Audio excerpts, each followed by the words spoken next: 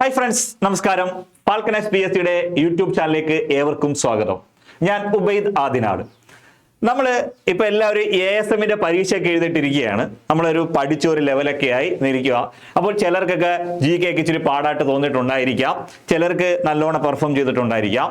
Okay, അതേപോലെ തന്നെ maths ഒക്കെ അറിയാവുന്നവർ വളരെ സിമ്പിളായിട്ട് കഴിഞ്ഞ മാത്സ് ഒക്കെ വളരെ സിമ്പിൾ ആയിരുന്നു, എളുപ്പത്തിൽ ചെയ്തിട്ടുണ്ടായിരിക്കും. ഓക്കെ, അപ്പൊ നിങ്ങൾ മനസ്സിലാക്കേണ്ട ഒരു കാര്യം, ആ ASM എന്ന് പറയുന്ന എക്സാം നമ്മുടെ ലാസ്റ്റ് എക്സാം അല്ല. ഒരു കാരണവശാലും നമ്മുടെ ലെവൽ മേലോട്ട് ഉയർത്തി കൊണ്ടുവരികയാണ്. അപ്പൊ ഒട്ടും അറിഞ്ഞുകൂടാത്തവർ ഒരു ലെവൽ എത്തി, ഇപ്പൊ കുറച്ച് പഠിച്ച ഒരു ലെവൽ എത്തി. ചിലർ ആ പരീക്ഷയ്ക്കകത്ത് നല്ലോണം പെർഫോം ചെയ്യാൻ പറ്റിയില്ല എന്നും പറഞ്ഞ് നിർത്തരുത്. അങ്ങനെ നിർത്തിയിട്ടുണ്ട് എങ്കിൽ അവര് വീണ്ടും കുറച്ച് കഴിയുമ്പോൾ വീണ്ടും തോന്നും കുട്ടികളൊക്കെ പഠിക്കുക, എനിക്കൊന്ന് പഠിക്കാൻ പോകണമെന്ന്. അപ്പോൾ ഇവര് ഒരുപാട് സ്ട്രഗിൾ ചെയ്തിട്ടും ഇവിടെ ഇപ്പൊ എവിടെ വരെയാണോ പഠിച്ചു നിർത്തിയേക്കുന്നത് അവിടെ വരെ എത്താൻ നല്ല സ്ട്രഗിൾ ചെയ്യേണ്ടി വരും. മനസ്സിലായി? അപ്പോഴത്തേക്ക് നിങ്ങളുടെ കൂടെ ഇരുന്ന് പഠിച്ചവരൊക്കെ ജോലി കയറിയിട്ടുണ്ടായിരിക്കും. ഇപ്പോൾ വന്ന LDCയുടെ ആയാലും LGSന്റെ ആയാലും എല്ലാ പോലീസിന്റെ ആയാലും ശരി, ലിസ്റ്റിനകത്ത് കയറിയിട്ട് ആരൊക്കെ ജോലി കയറിയിട്ടുണ്ടോ അവരെല്ലാം കണ്ടിന്യൂസ് ആയിട്ട് ഇരുന്ന് പഠിച്ചിട്ടുള്ളവരാണ്. ആരും അവർ നിർത്തിയിട്ടുള്ളവരല്ല. നിർത്തിയിട്ടുള്ളവരൊക്കെ ഇപ്പോഴും വീണ്ടും പഠിക്കാൻ വേണ്ടി ഇറങ്ങിയിട്ടുണ്ട്. മനസ്സിലാവുന്നുണ്ടോ? അപ്പൊ നിങ്ങളത് മനസ്സിലാക്കേണ്ടതെന്ന് വെച്ചാൽ അവർ കണ്ടിന്യൂസ് ആയിട്ട് ചിലപ്പോൾ 1 വർഷം, ചിലപ്പോൾ 6 മാസം, ചിലപ്പോൾ 2 വർഷം, അങ്ങനെ അവർ കണ്ടിന്യൂസ് ആയിട്ട് ഒരു പരീക്ഷ കഴിയുമ്പോൾ ആ പരീക്ഷ കഴിഞ്ഞിട്ട് പിന്നെ അവരെ അതിനെക്കുറിച്ച് ചിന്തിക്കത്തില്ല. അടുത്ത പരീക്ഷയെ കുറിച്ച് ആയിരിക്കും അവർ നോക്കുന്നത്. ആ പരീക്ഷയ്ക്ക് നമുക്ക് എങ്ങനെ പെർഫോം ചെയ്യാൻ പറ്റും, അതിനകത്ത് നമുക്ക് അത് കഴിയുമ്പോൾ അങ്ങനെ ഓരോ പരീക്ഷയിൽ ഓരോ പാഠമായിട്ട് ഉൾക്കൊണ്ടുകൊണ്ട് ഇനി അടുത്ത പരീക്ഷയ്ക്ക് അത് സംഭവിക്കാതിരിക്കാനും വേണ്ടി പരമാവധി കവർ ചെയ്യാത്ത പോർഷൻസ് ഒക്കെ ഉണ്ട്, അതുകൂടെ കവർ ചെയ്ത് എങ്ങനെയൊക്കെ മാർക്ക് നേടാൻ പറ്റും എന്നുള്ള കാര്യങ്ങളൊക്കെ അവർ ഓരോ പരീക്ഷ കഴിയുമ്പോഴും വിലയിരുത്തി മുന്നോട്ട് പോകും. ചിലര് അവിടെ വെച്ച് സ്കിപ്പ് ചെയ്യും. ആ സ്കിപ്പ് ചെയ്യുന്നവര് ജീവിതകാലം മൊത്തം ഇങ്ങനെ പഠിച്ചുകൊണ്ടിരിക്കും. ഞാൻ പറയുന്നത് മനസ്സിലാവുന്നുണ്ടല്ലോ? അപ്പൊ നിങ്ങൾ ചെയ്യേണ്ട കാര്യം എന്ന് വെച്ച് കഴിഞ്ഞാൽ, പരീക്ഷ ഒരെണ്ണം കഴിഞ്ഞു, അടുത്ത നമ്മളെ പ്രതീക്ഷിച്ച് അടുത്തൊരു 10th ലെവൽ പ്രിലിംസ് ഒക്ടോബറോടുകൂടി എക്സാം സ്റ്റാർട്ട് ചെയ്യുകയാണ്. ഓക്കെ, അപ്പൊ 10th ലെവൽ പ്രിലിംസിന്റെ ഒക്ടോബർ സ്റ്റാർട്ട് ചെയ്യുമ്പോൾ നമ്മൾ അതിനകത്ത് നമ്മുടെ ആപ്പിനകത്ത് ഫാൽക്കൺ PSCയുടെ ആപ്പിനകത്ത് ഒരു പുതിയ കോഴ്സ്, പ്രിലിംസിന് വേണ്ടിയുള്ള ഒരു കോഴ്സ് നമ്മൾ സ്റ്റാർട്ട് ചെയ്തിട്ടുണ്ട്. ഓക്കെ, അതിനകത്ത് GK മാത്രമല്ല ഇംഗ്ലീഷും മാത്സും മലയാളവും എല്ലാ സബ്ജക്റ്റും ഉൾപ്പെടുത്തുന്നുണ്ട്. അതിൽ മാത്സ് കൈകാര്യം ചെയ്യുന്നത് ഞാനാണ്. ഓക്കെ, അതേപോലെ ഓരോ കേരളത്തിലെ പ്രഗത്ഭരായ അധ്യാപകർ എല്ലാവരും കൂടെ ചേർന്നുകൊണ്ടാണ് ഈ ഓരോ സബ്ജക്റ്റും കൈകാര്യം ചെയ്യുന്നത്. അപ്പോൾ നമുക്ക് ഉടനെ നമ്മുടെ കോഴ്സ് സ്റ്റാർട്ട് ചെയ്തിട്ടുണ്ട്. ആപ്പിനകത്ത് നമ്മുടെ കോഴ്സ് സ്റ്റാർട്ട് ചെയ്തിട്ടുണ്ട്. ഡിസ്ക്രിപ്ഷൻ ബോക്സിൽ നമ്മുടെ ആപ്പിന്റെ ലിങ്ക് കിടപ്പുണ്ട്. നിങ്ങൾക്ക് അത് ഡൗൺലോഡ് ചെയ്യാം. വളരെ റീസണബിൾ റേറ്റിലാണ് നമ്മൾ കോഴ്സ് കൊടുക്കുന്നത്. ഓക്കെ, നമുക്ക് ഓരോരോ നമ്മുടെ ഈ അടുത്ത വരാൻ പോകുന്ന എക്സാമിന് വേണ്ടി നമുക്ക് ഇപ്പോഴേ തന്നെ പഠിച്ചു തുടങ്ങാം. മാത്സിനകത്ത് കുറെ ക്വസ്റ്റ്യൻസ് നമുക്ക് ചെയ്ത് എങ്ങനെയാണ് ഇപ്പൊ നേരത്തെ നടന്ന പരീക്ഷയ്ക്കൊക്കെ എന്താണ് സംഭവിച്ചെന്നോ അല്ലെങ്കിൽ ഇനി എങ്ങനെ എളുപ്പത്തിൽ നമുക്ക് മാർക്ക് സ്കോർ ചെയ്യാം എന്നുള്ള കാര്യങ്ങളൊക്കെ നമുക്ക് നോക്കാം. നമുക്ക് കുറച്ച് ക്വസ്റ്റ്യൻസ് റീസെന്റിൽ നടന്ന കുറെ പരീക്ഷയുടെ കുറച്ച് ക്വസ്റ്റ്യൻ നോക്കാം. ഓക്കെ, നമ്മുടെ ഫസ്റ്റ് ക്വസ്റ്റ്യൻ നോക്കി.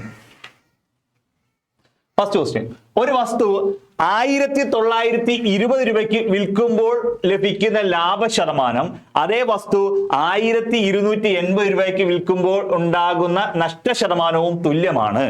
25% ലാഭം ലഭിക്കാൻ പ്രസ്തുത വസ്തു എത്ര വിലയ്ക്ക് വിൽക്കണം? ക്വസ്റ്റ്യൻ കണ്ടല്ലോ, ഒന്നുമില്ല, വളരെ സിമ്പിളാണ്. നമ്മൾ സെക്കൻഡുകൾക്കുള്ളിൽ ക്വസ്റ്റ്യൻ ചെയ്ത് മാറ്റും. നിങ്ങൾ നോക്കിക്കോണം, ഒരു വസ്തു 1920 രൂപയ്ക്ക് വിൽക്കുമ്പോൾ ഉണ്ടാകുന്ന ലാഭ ശതമാനം എത്രയാണോ അത് തന്നെയാണ് ആ വസ്തു 1280 രൂപയ്ക്ക് വിൽക്കുമ്പോൾ ഉണ്ടാകുന്ന നഷ്ടം. നമുക്ക് ഇനി എന്ത് വേണം? അത് 25% ലാഭം കിട്ടണം. അപ്പൊ എന്താണ്, 1920 രൂപയ്ക്ക് വിറ്റപ്പോൾ കിട്ടിയത് ലാഭമാണ്, 1280 രൂപയ്ക്ക് വിറ്റപ്പോൾ കിട്ടിയ നഷ്ടമാണ്. നമുക്ക് വേണ്ടത് 25% ലാഭമാണ് ലഭിക്കേണ്ടത്. 25% ലാഭവുമാണ് ലഭിക്കേണ്ടത്. ഓക്കെ ആണല്ലോ? നമ്മൾ ഇതെങ്ങനെ ചെയ്യും? ഇങ്ങനെ ക്വസ്റ്റ്യൻ കണ്ട് നിങ്ങൾ ടെൻഷൻ അടിക്കുകയൊന്നും വേണ്ട.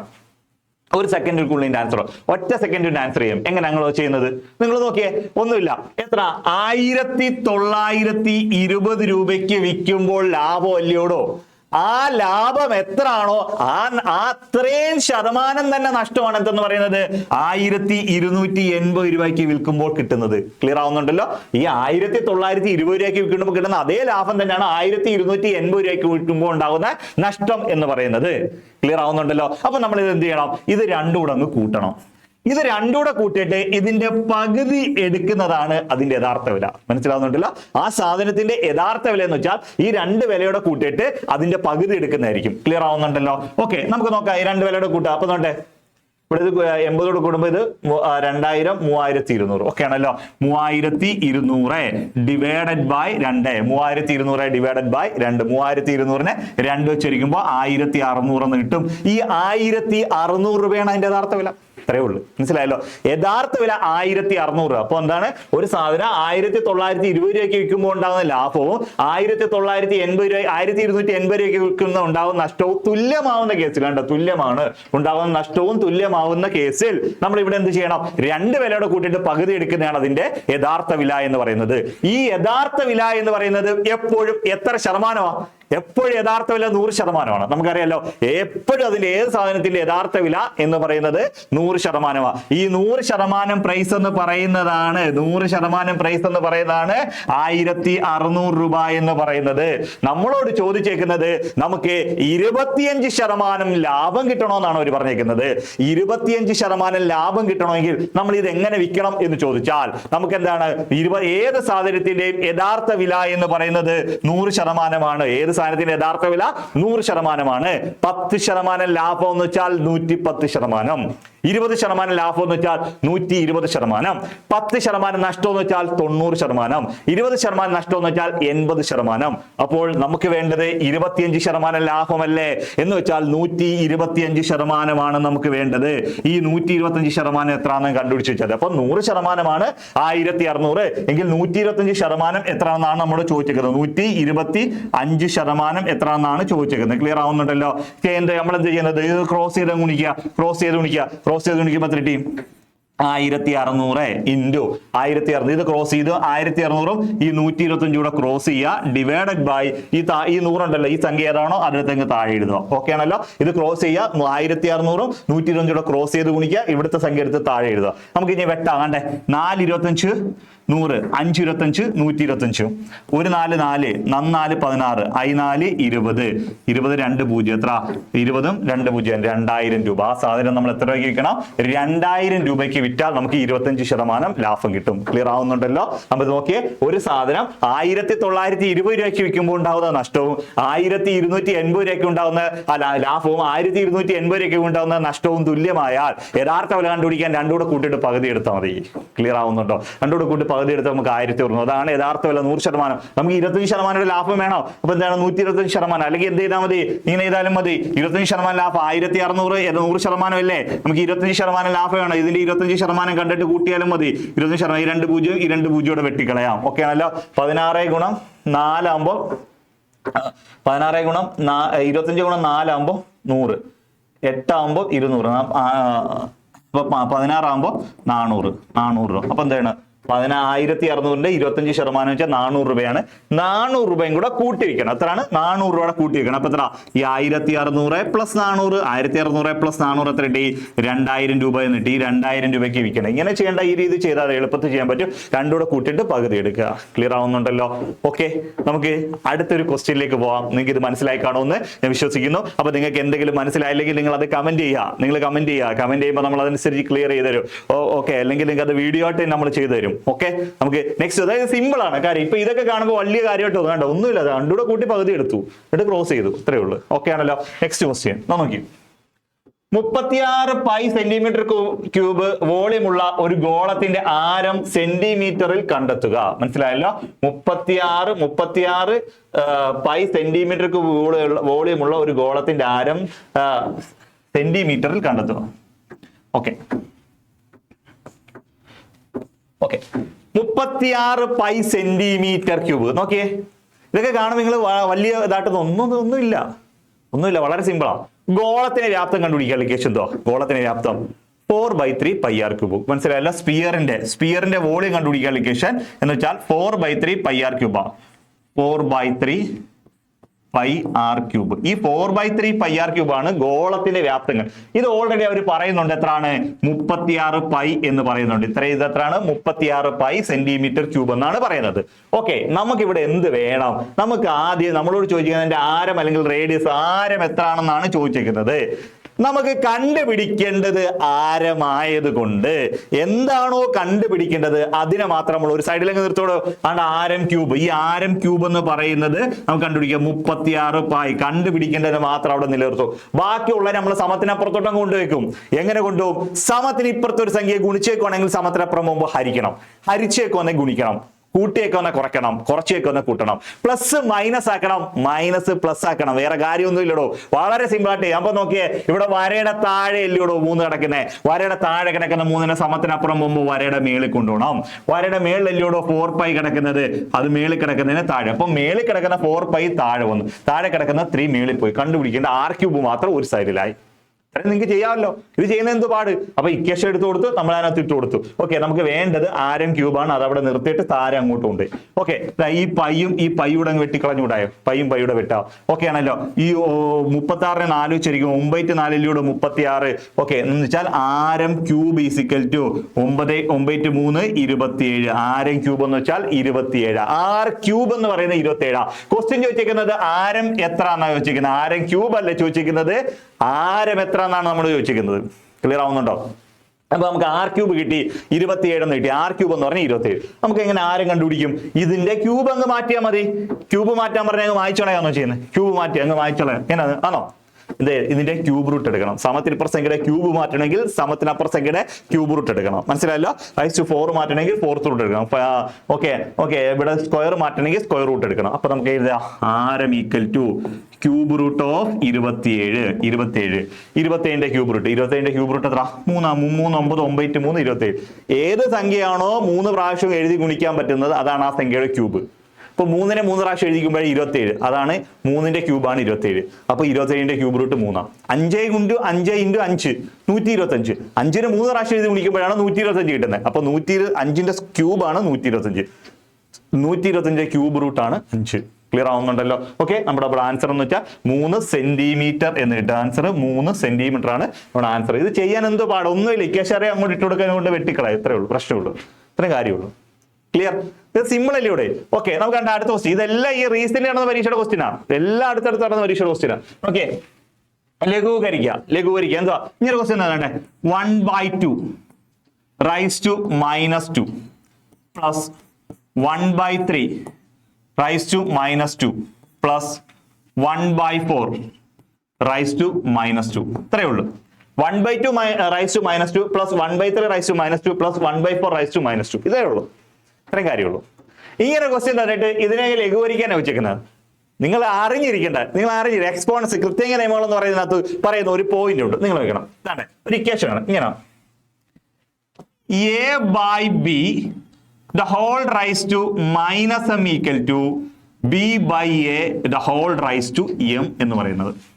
ശ്രദ്ധിച്ചോണേ, a/b raised to -m equal to b/a the whole a/b the whole raised to -m is equal to b/a the whole raised to m. Okay, എന്ന് വെച്ചാൽ a/b യുടെ പവർ മൈനസ് ആണ് എങ്കിൽ, a/b യുടെ power minus ആണ് എങ്കിൽ, ഈ a/b യുടെ പവർ മൈനസ്, ഈ മൈനസ് മാറ്റാൻ നിങ്ങൾ a/b അങ്ങ് തിരിച്ചിടണം. ഇവിടെ തിരിച്ചിട്ടാൽ മതി b/a എന്നാണ്. അപ്പൊ ഈ -m എന്നുള്ളത് +m ആയി. ഇത്രേ ഉള്ളൂ. a/b യുടെ പവർ മൈനസ് ആണത് മാറ്റാൻ തിരിച്ചിട്ടു b/a. അപ്പൊ പ്ലസ് ആയി.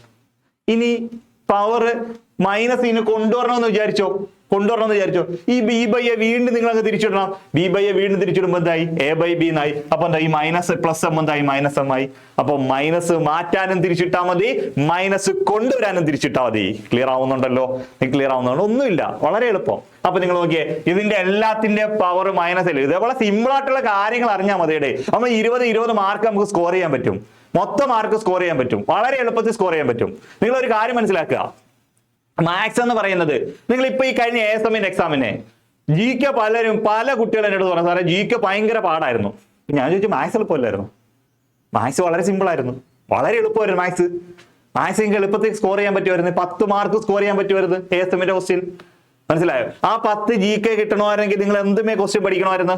പക്ഷെ ആ 10 മാത്സ് പഠിക്കാൻ വളരെ സിമ്പിൾ ആയിട്ടുള്ള ട്രിക്ക് പഠിച്ചാൽ മതി.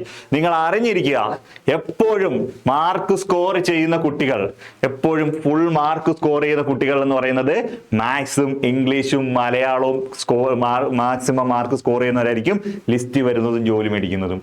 GK പഠിക്കുന്നവരും മാത്രം, GK മാത്രം പഠിക്കുന്ന ആരും ജോലി പണ്ടങ്ങാണൊക്കെ വന്നിട്ടുണ്ടായിരിക്കും. പുതിയ ട്രെൻഡിൽ വരുത്തേയില്ല.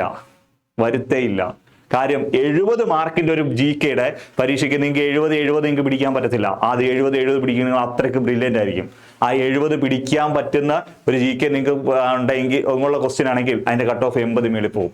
കാര്യം അത്രയും സിമ്പിൾ ആയിരിക്കും അതിന്റെ ക്വസ്റ്റ്യൻ. മനസ്സിലായോ? അപ്പോൾ അവിടെ മാത്സും ഇംഗ്ലീഷും മലയാളത്തിലും മാർക്ക് സ്കോർ ചെയ്യുന്നവനാണ് ബുദ്ധിമാൻ. മനസ്സിലായോ?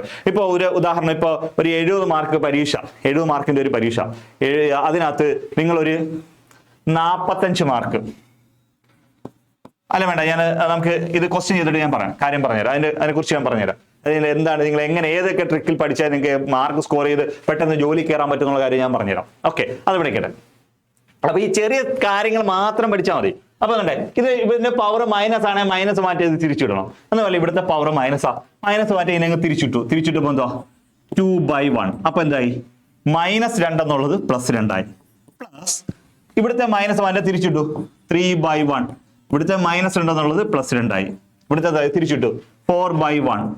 ഓക്കെ, ഇവിടുത്തെ -2 എന്നുള്ളത് +2 ആയി. ഇത്രയും വരെ ഓക്കെ ആണോ? ഇത്രയും ഓക്കെ. ഓക്കെ, ഇനി എന്താണ്? എല്ലാ സംഖ്യ എഴുതാൻ അതിന്റെ താഴെ ഒരു 1 ഉണ്ട്. ആ 1 എഴുതിയില്ലെങ്കിലും കുഴപ്പമൊന്നുമില്ല. ഏത് സംഖ്യ എഴുതാൻ താഴെ 1 ഉണ്ട്. ഓക്കെ, അല്ലെങ്കിൽ എന്താ നിങ്ങൾ വേണ്ട നോക്കിയോ, ഞാൻ നോക്കിയോ. ഈ 2 എന്ന് വെച്ചാൽ എന്തിന്റെയൊക്കെ 2ന്റെ സ്ക്വയർ എടുക്കണം. 1 2ന്റെ സ്ക്വയർ 2 × 2. 2ന്റെ സ്ക്വയർ എന്ന് വെച്ചാൽ 2നെ 2 പ്രാവശ്യം കഴിഞ്ഞിട്ട് 2 സ്ക്വയർ എന്ന് വെച്ച് കഴിഞ്ഞാൽ 2 × 2 എന്നാ. 2നെ 2 പ്രാവശ്യം എഴുതും. 2ന്റെ സ്ക്വയർ എത്ര? 4. പ്ലസ് ഈ താഴെ 1 ഉണ്ട്. 1ന്റെ സ്ക്വയർ 1 തന്നെ. 1ന്റെ സ്ക്വയർ 1 തന്നെ.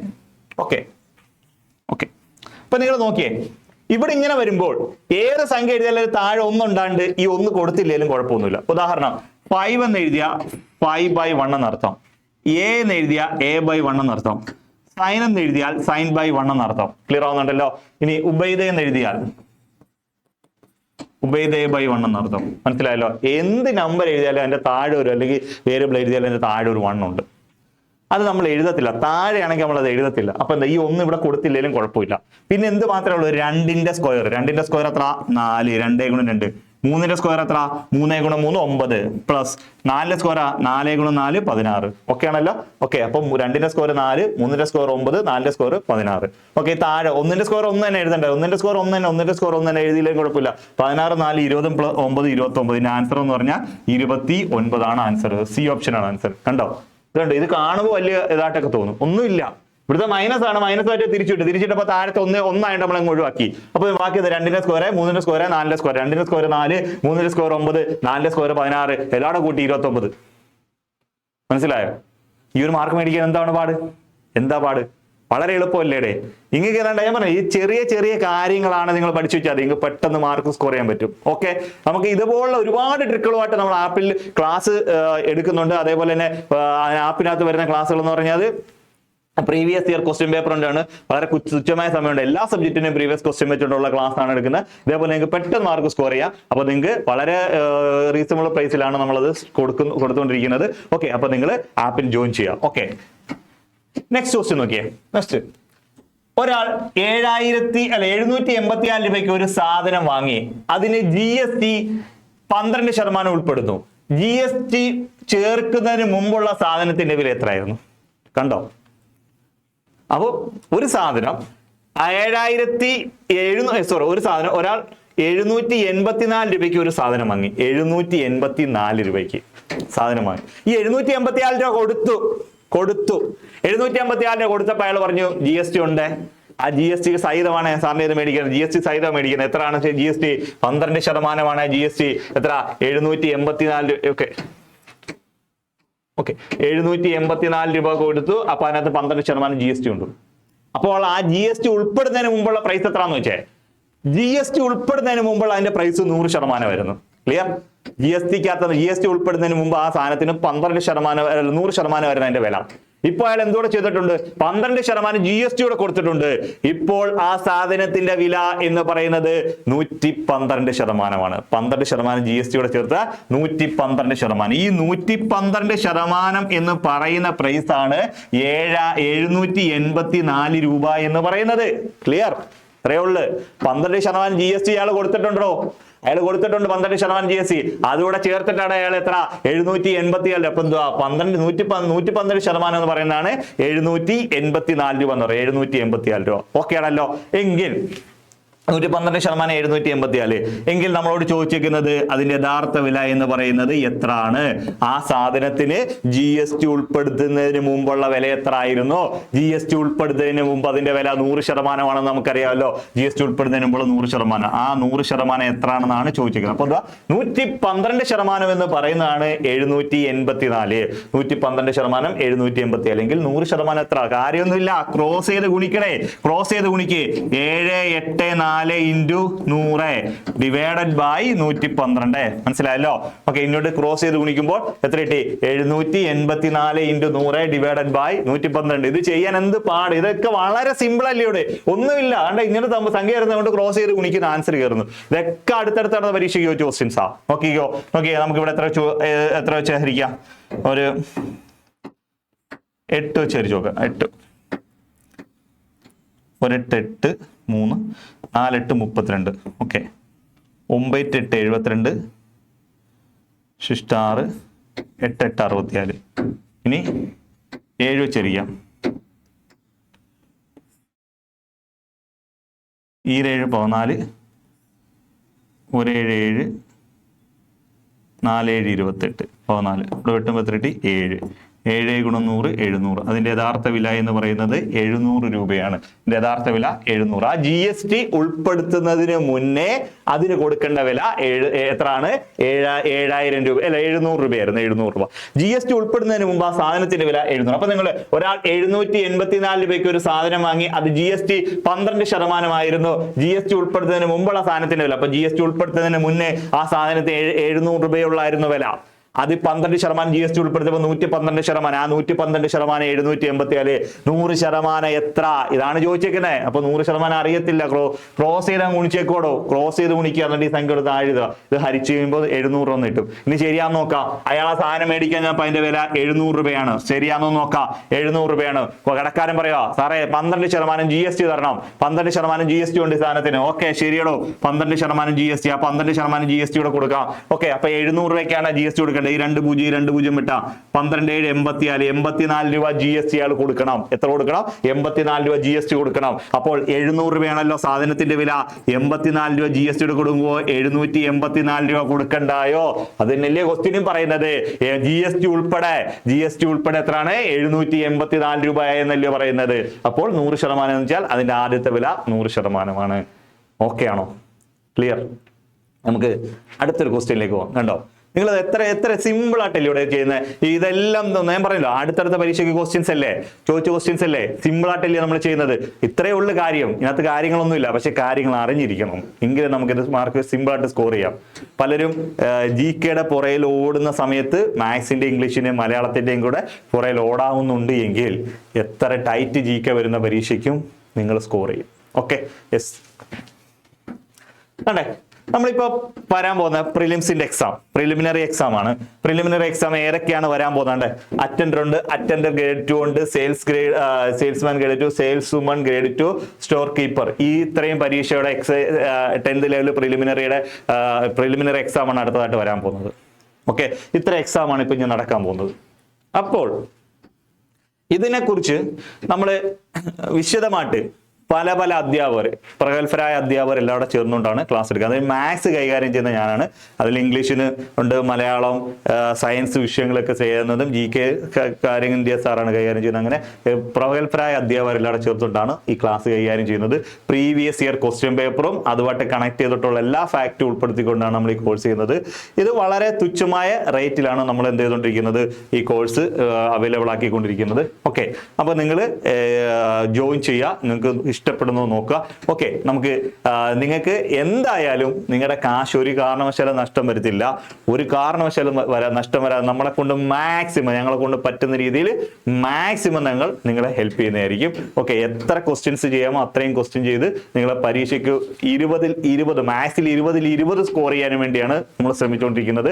അതുപോലെ ഇനി ഇതുപോലുള്ള ഒരുപാട് ക്വസ്റ്റ്യൻസ് ഒക്കെ ആയിട്ട് നമ്മൾ വരുന്നുണ്ട്. അപ്പൊ അത് ഞാൻ മാത്രമല്ല, എല്ലാ സബ്ജക്റ്റിലും അധ്യാപകരും വരുന്നുണ്ട്. ഓക്കെ, അപ്പൊ നിങ്ങൾ പരമാവധി കോഴ്സിൽ ജോയിൻ ചെയ്യാൻ നോക്കുക. ഓക്കെ, നമുക്ക് ജോയിൻ ചെയ്താൽ നമ്മൾ നേടിയിരിക്കും. നമ്മളെ കൊണ്ട് പറ്റുന്ന രീതിയിൽ നമ്മൾ നേടിയെടുത്തിരിക്കും. മനസ്സിലായി? ഞങ്ങളെ കൊണ്ട് പറ്റുന്ന രീതിയിൽ നിങ്ങൾക്ക് പരമാവധി സപ്പോർട്ട് ഞങ്ങൾ തന്നിരിക്കും. ഓക്കെ, നമുക്ക് നേരെ അടുത്ത ക്വസ്റ്റ്യനിലേക്ക് പോകാം. 2 വർഷത്തേക്ക് പ്രതിവർഷം 10% എന്ന നിരക്കിൽ ഒരു നിശ്ചിത തുകയുടെ കൂട്ടുപലിശയും സാധാരണ പലിശയും തമ്മിലുള്ള വ്യത്യാസം 25 എങ്കിൽ തുക കണ്ടെത്തുക. ക്വസ്റ്റ്യൻ കണ്ടല്ലോ, ഇതാണ് ക്വസ്റ്റ്യൻ ചോദിച്ചിരിക്കുന്നത്. 2 വർഷത്തേക്ക് പ്രതിവർഷം 10% എന്ന നിരക്കിൽ ഒരു നിശ്ചിത തുകയുടെ കൂട്ടുപലിശയും സാധാരണ പലിശയും തമ്മിലുള്ള വ്യത്യാസം 25 രൂപയാണ്. എങ്കിൽ തുക എത്ര? ഇതെങ്ങനെ കണ്ടുപിടിക്കും? തുക കണ്ടുപിടിക്കാൻ ഒന്നുമില്ല. 2 വർഷത്തേക്കുള്ള കൂട്ടുപലിശ സാധാരണ പലിശ തമ്മിലുള്ള വ്യത്യാസം കണ്ടുപിടിക്കാനാണ് ചോദിച്ചേക്കുന്നത് നമ്മുടെ അടുത്ത്. നമ്മൾ സെക്കൻഡുകൾക്കുള്ള ഒരു ഇക്വേഷൻ അതിട്ട് അങ്ങ് പടയെന്ന് പറഞ്ഞ് ചെയ്യാൻ പോവാം. ഒന്നുമില്ല. അതെങ്ങനെയാണ് ചെയ്യുന്നത്? അത് ഏത് ഇക്വേഷൻ ഉപയോഗിക്കും? നിങ്ങൾ നോക്കിക്കോ, ഇവിടെ എന്തൊക്കെ തന്നിട്ടുണ്ട് എന്ന് ആദ്യം നമുക്ക് നോക്കാം. എന്തൊക്കെയാണ് തന്നേക്കുന്നത്? നിങ്ങൾ പറയണോ എന്തൊക്കെ തന്നിട്ടുണ്ട്? ഓക്കെ, ഇവിടെ തന്നിട്ടുണ്ട് നമ്പർ ഓഫ് ഇയർ തന്നിട്ടുണ്ട് 2 വർഷം. പിന്നെ എന്താണ് പറയുന്നത്? ശതമാനം തന്നിട്ടുണ്ട്. റേറ്റ് ഓഫ് ഇൻട്രസ്റ്റ് എത്രയാണ്? 10%. ഓക്കെ ആണല്ലോ. പിന്നെ ഇനി എന്താ തന്നിട്ടുണ്ട്? ഒരു നിശ്ചയിച്ചുള്ള സാധാരണ പലിശയും കൂട്ടുപലിശയും തമ്മിലുള്ള വ്യത്യാസം, ഡിഫറൻസ് തന്നിട്ടുണ്ട്. എത്ര? 25 രൂപ എന്ന് തന്നിട്ടുണ്ട്. നമ്മൾ തന്നല്ല എഴുതി, വർഷം തന്നത് എഴുതി, ശതമാനം തന്നത് എഴുതി, തുക തന്നത് എഴുതി, വ്യത്യാസം തന്നത് എഴുതി. നമുക്ക് ഇവിടെ കണ്ടുപിടിക്കേണ്ടത് അത് എത്ര രൂപയാണ്. അപ്പോൾ 2 വർഷം, ഇത് എന്തോ ക്വസ്റ്റ്യൻ ഉദ്ദേശിക്കുന്നത് വെച്ചാൽ, ഒരാള് ഒരേ തുക തന്നെ 2 ബാങ്കിൽ കൊണ്ടിട്ടു. ഒന്ന് കൂട്ടുപലിശയ്ക്ക് കിട്ടും, ഒന്ന് സാധാരണ പലിശയ്ക്ക് കിട്ടു. അപ്പോൾ സാധാരണ പലിശയേക്കാൾ കൂട്ടുപലിശയ്ക്ക് അധികം കിട്ടിയേക്കുന്ന തുകയാണ് 25 രൂപ. സാധാരണ പലിശ എത്രയാണോ കിട്ടിയതിനെക്കാട്ടി 25 രൂപ അധികം. സാധാരണ പലിശ 100 ആണെങ്കിൽ കൂട്ടുപലിശ 125 രൂപ കിട്ടി. സാധാരണ പലിശ 1000 രൂപ ആണെങ്കിൽ കൂട്ടുപലിശ 1025 രൂപ കിട്ടി. സാധാരണ പലിശയെക്കാട്ടിൽ കൂട്ടുപലിശയ്ക്ക് അധികം കിട്ടിയേക്കുന്ന തുകയാണ് 25 രൂപ എന്ന് പറയുന്നത്. ക്ലിയർ ആവുന്നുണ്ടല്ലോ? എങ്കിൽ ക്വസ്റ്റ്യൻ ചോദിച്ചിരിക്കുന്നത് തുക എത്ര എന്നാണ് ചോദിച്ചിരിക്കുന്നത്. ആ മുതൽ എത്ര രൂപയാണ് അവിടെ ഇട്ടത്, അതാണ് നമുക്ക് അറിയേണ്ടത്. ഒന്നുമില്ല, നമുക്ക് ഇവിടെ പി വേണം. പ്രിൻസിപ്പൽസ് എമൗണ്ട് എത്ര എന്നാണ് വേണ്ടത്, നമുക്ക് അറിയത്തില്ല. അത് ആ പി കണ്ടുപിടിക്കാൻ equation P equal to D into 100/r whole square. P is equal to D into 100/r the whole square. ഈ ക്വസ്റ്റ്യൻ എടുത്താൽ മതി, കാര്യമൊന്നുമില്ല. P is equal to D into 100/r the whole square. അപ്പോൾ P equal to D, difference ഇട്ടോട് 25 into 100 divided by rate of interest എത്ര? 10%. 10 the whole square. അത്രയേ ഉള്ളൂ, 10 the whole square. ഇത്രയും ചെയ്യുന്ന എന്ത് പാട്? ഒന്നുമില്ല.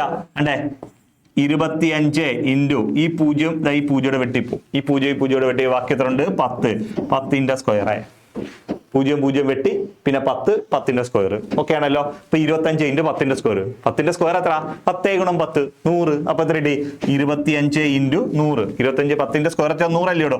100 കൊണ്ട് ഗുണിക്കുന്ന 2 0 ഇട്ട് കൊടുത്താൽ പോരെ? ആൻസർ എത്ര കിട്ടി? 2500. 25 ഗുണം 100 എത്ര? 2500 അല്ലയോ? അപ്പൊ 10 സ്ക്വയർ 100. 100 ഗുണം 25 2500. അപ്പോൾ അവർ അവിടെ നിക്ഷേപിച്ച തുക എന്ന് പറയുന്നത് 2500 രൂപയാണ്. ഇതൊക്കെ ഒരു 5 മിനിറ്റ് കൊണ്ട് ആ മാത്സ് മൊത്തം ചെയ്ത് തീർക്കാൻ പറ്റും. കഴിഞ്ഞ പരീക്ഷയുടെ എസ്എന്റെ പരീക്ഷയുടെ ക്വസ്റ്റ്യൻ ഒക്കെ വളരെ സിമ്പിൾ ആയിട്ട് 5 മിനിറ്റ് കൊണ്ട്, മാക്സിമം ഒരു 8 മിനിറ്റ് ആ ക്വസ്റ്റ്യൻ മൊത്തം ചെയ്ത് തീർക്കാൻ പറ്റും. 10 മാർക്കിന് വരുവാ. മനസ്സിലായോ? അത്ര സിമ്പിൾ ആയിരുന്നു ക്വസ്റ്റ്യൻ. അപ്പൊ അത് കാര്യങ്ങൾ അറിയണം. ഓക്കെ, നോക്കിയേ, ഒരു ഗോളത്തിന്റെ വ്യാസം 30% വർദ്ധിപ്പിച്ചാൽ ഉപരിതല വിസ്തീർണത്തിന്റെ വർധനവ് എത്രയാണ്? ഓക്കെ ആണല്ലോ. ഒരു ഗോളത്തിന്റെ വ്യാസം 30% വർദ്ധിപ്പിച്ചാൽ ഉപരിതല വിസ്തീർണത്തിന്റെ വർധനവ് എത്രയാണ്? അത് ശതമാനത്തിലാണ് കണ്ടുപിടിക്കേണ്ടത്. ഓക്കെ, നോക്കിയടേ, ഒരു ഗോളത്തിന്റെ വ്യാസം എന്ന് പറയുന്നത് 30%. ഏതൊരു ഗോളത്തിനും ആദ്യം ഒരു ആരം ഉണ്ടായിരിക്കും, അത് 100%. ആദ്യം ഒരു വ്യാസം ഉണ്ടായിരിക്കും, അതും 100% തന്നെ. ആദ്യം ഒരു ഉപരിതല വിസ്തീർണം ഉണ്ടായിരിക്കും, അതും 100%. ആദ്യം ഒരു വ്യാപ്തം ഉണ്ടായിരിക്കും, അതും 100%. ആദ്യം ഉള്ളത് എന്തൊക്കെയുണ്ടോ അതെല്ലാം 100%. ആദ്യം ഉള്ളതെല്ലാം 100%. ക്ലിയർ? ഓക്കെ, അപ്പൊ നോക്കിയേ, ഒരു ഗോളത്തിന്റെ വ്യാസം 30% വർദ്ധിച്ചു. അപ്പോൾ ആദ്യമുള്ളത് 100% നിങ്ങൾക്ക് അറിയാം. 30% വർദ്ധിച്ചാൽ 130%, 10% വർദ്ധിച്ചാൽ 110%, 20% വർദ്ധിച്ചാൽ 120%, 30% വർദ്ധിച്ചാൽ 130%.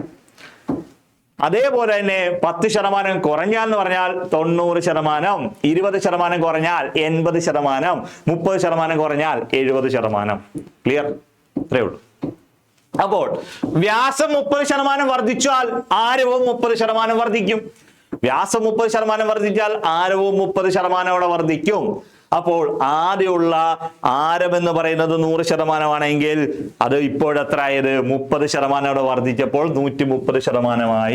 130%. ആരം 130. ഇപ്പൊ വ്യാസമാണ്, ഡയമീറ്റർ ആണെങ്കിൽ എത്ര? 130%. രണ്ടായാലും കുഴപ്പമൊന്നുമില്ല, ഏതായാലും കുഴപ്പമൊന്നുമില്ല. വ്യാസമൊന്നും ആരൊന്നും എടുത്തില്ലെങ്കിലും കുഴപ്പമൊന്നുമില്ല. 100 130 പിന്നെ ഇങ്ങനെ സെപ്പറേറ്റ് ചെയ്ത് എടുക്കണമെന്നില്ല, വ്യാസോട്ട് തന്നെ എടുത്തോ, ഒരു കുഴപ്പമില്ല. ചെയ്യേണ്ടത് ഉപരിതല വിസ്തീർണം എന്നാണ് പറയുന്നത്. ഉപരിതല വിസ്തീർണം ഏരിയയെ കുറിച്ചാണ് ചോദിച്ചേക്കുന്നത്. എങ്ങനെ ചെയ്യും ഏരിയ? വിസ്തീർണം എപ്പോഴും സ്ക്വയറിലായിരിക്കും, വ്യാപ്തം ക്യൂബിലുമായിരിക്കും കിടക്കുന്നത്. ഉപരിതല വിസ്തീർണം ക്യൂബ്, മനസ്സിലായോ? ഗോളത്തിന്റെ ഉപരിതല വിസ്തീർണം 4/3πr³ r⁵r⁵. ഉപരിതല വിസ്തീർണം 4πr², r² ആയിരിക്കും. അപ്പൊ ഇവിടെ ഉപരിതല വിസ്തീർണം വരുമ്പോൾ സ്ക്വയർ ആയിരിക്കും വരുന്നത്, വ്യാപ്തം വരുമ്പോൾ ക്യൂബ് ആയിരിക്കും വരുന്നത്. അപ്പൊ എത്ര സ്ക്വയർ? എത്ര ആരം? എത്ര പ്രാവശ്യം ഉണ്ട്? 2 പ്രാവശ്യം. ഒന്നുമില്ല. ഈ 130% അല്ലൂടോ. ആദ്യമുള്ളത് എത്ര ശതമാനോ? 100%.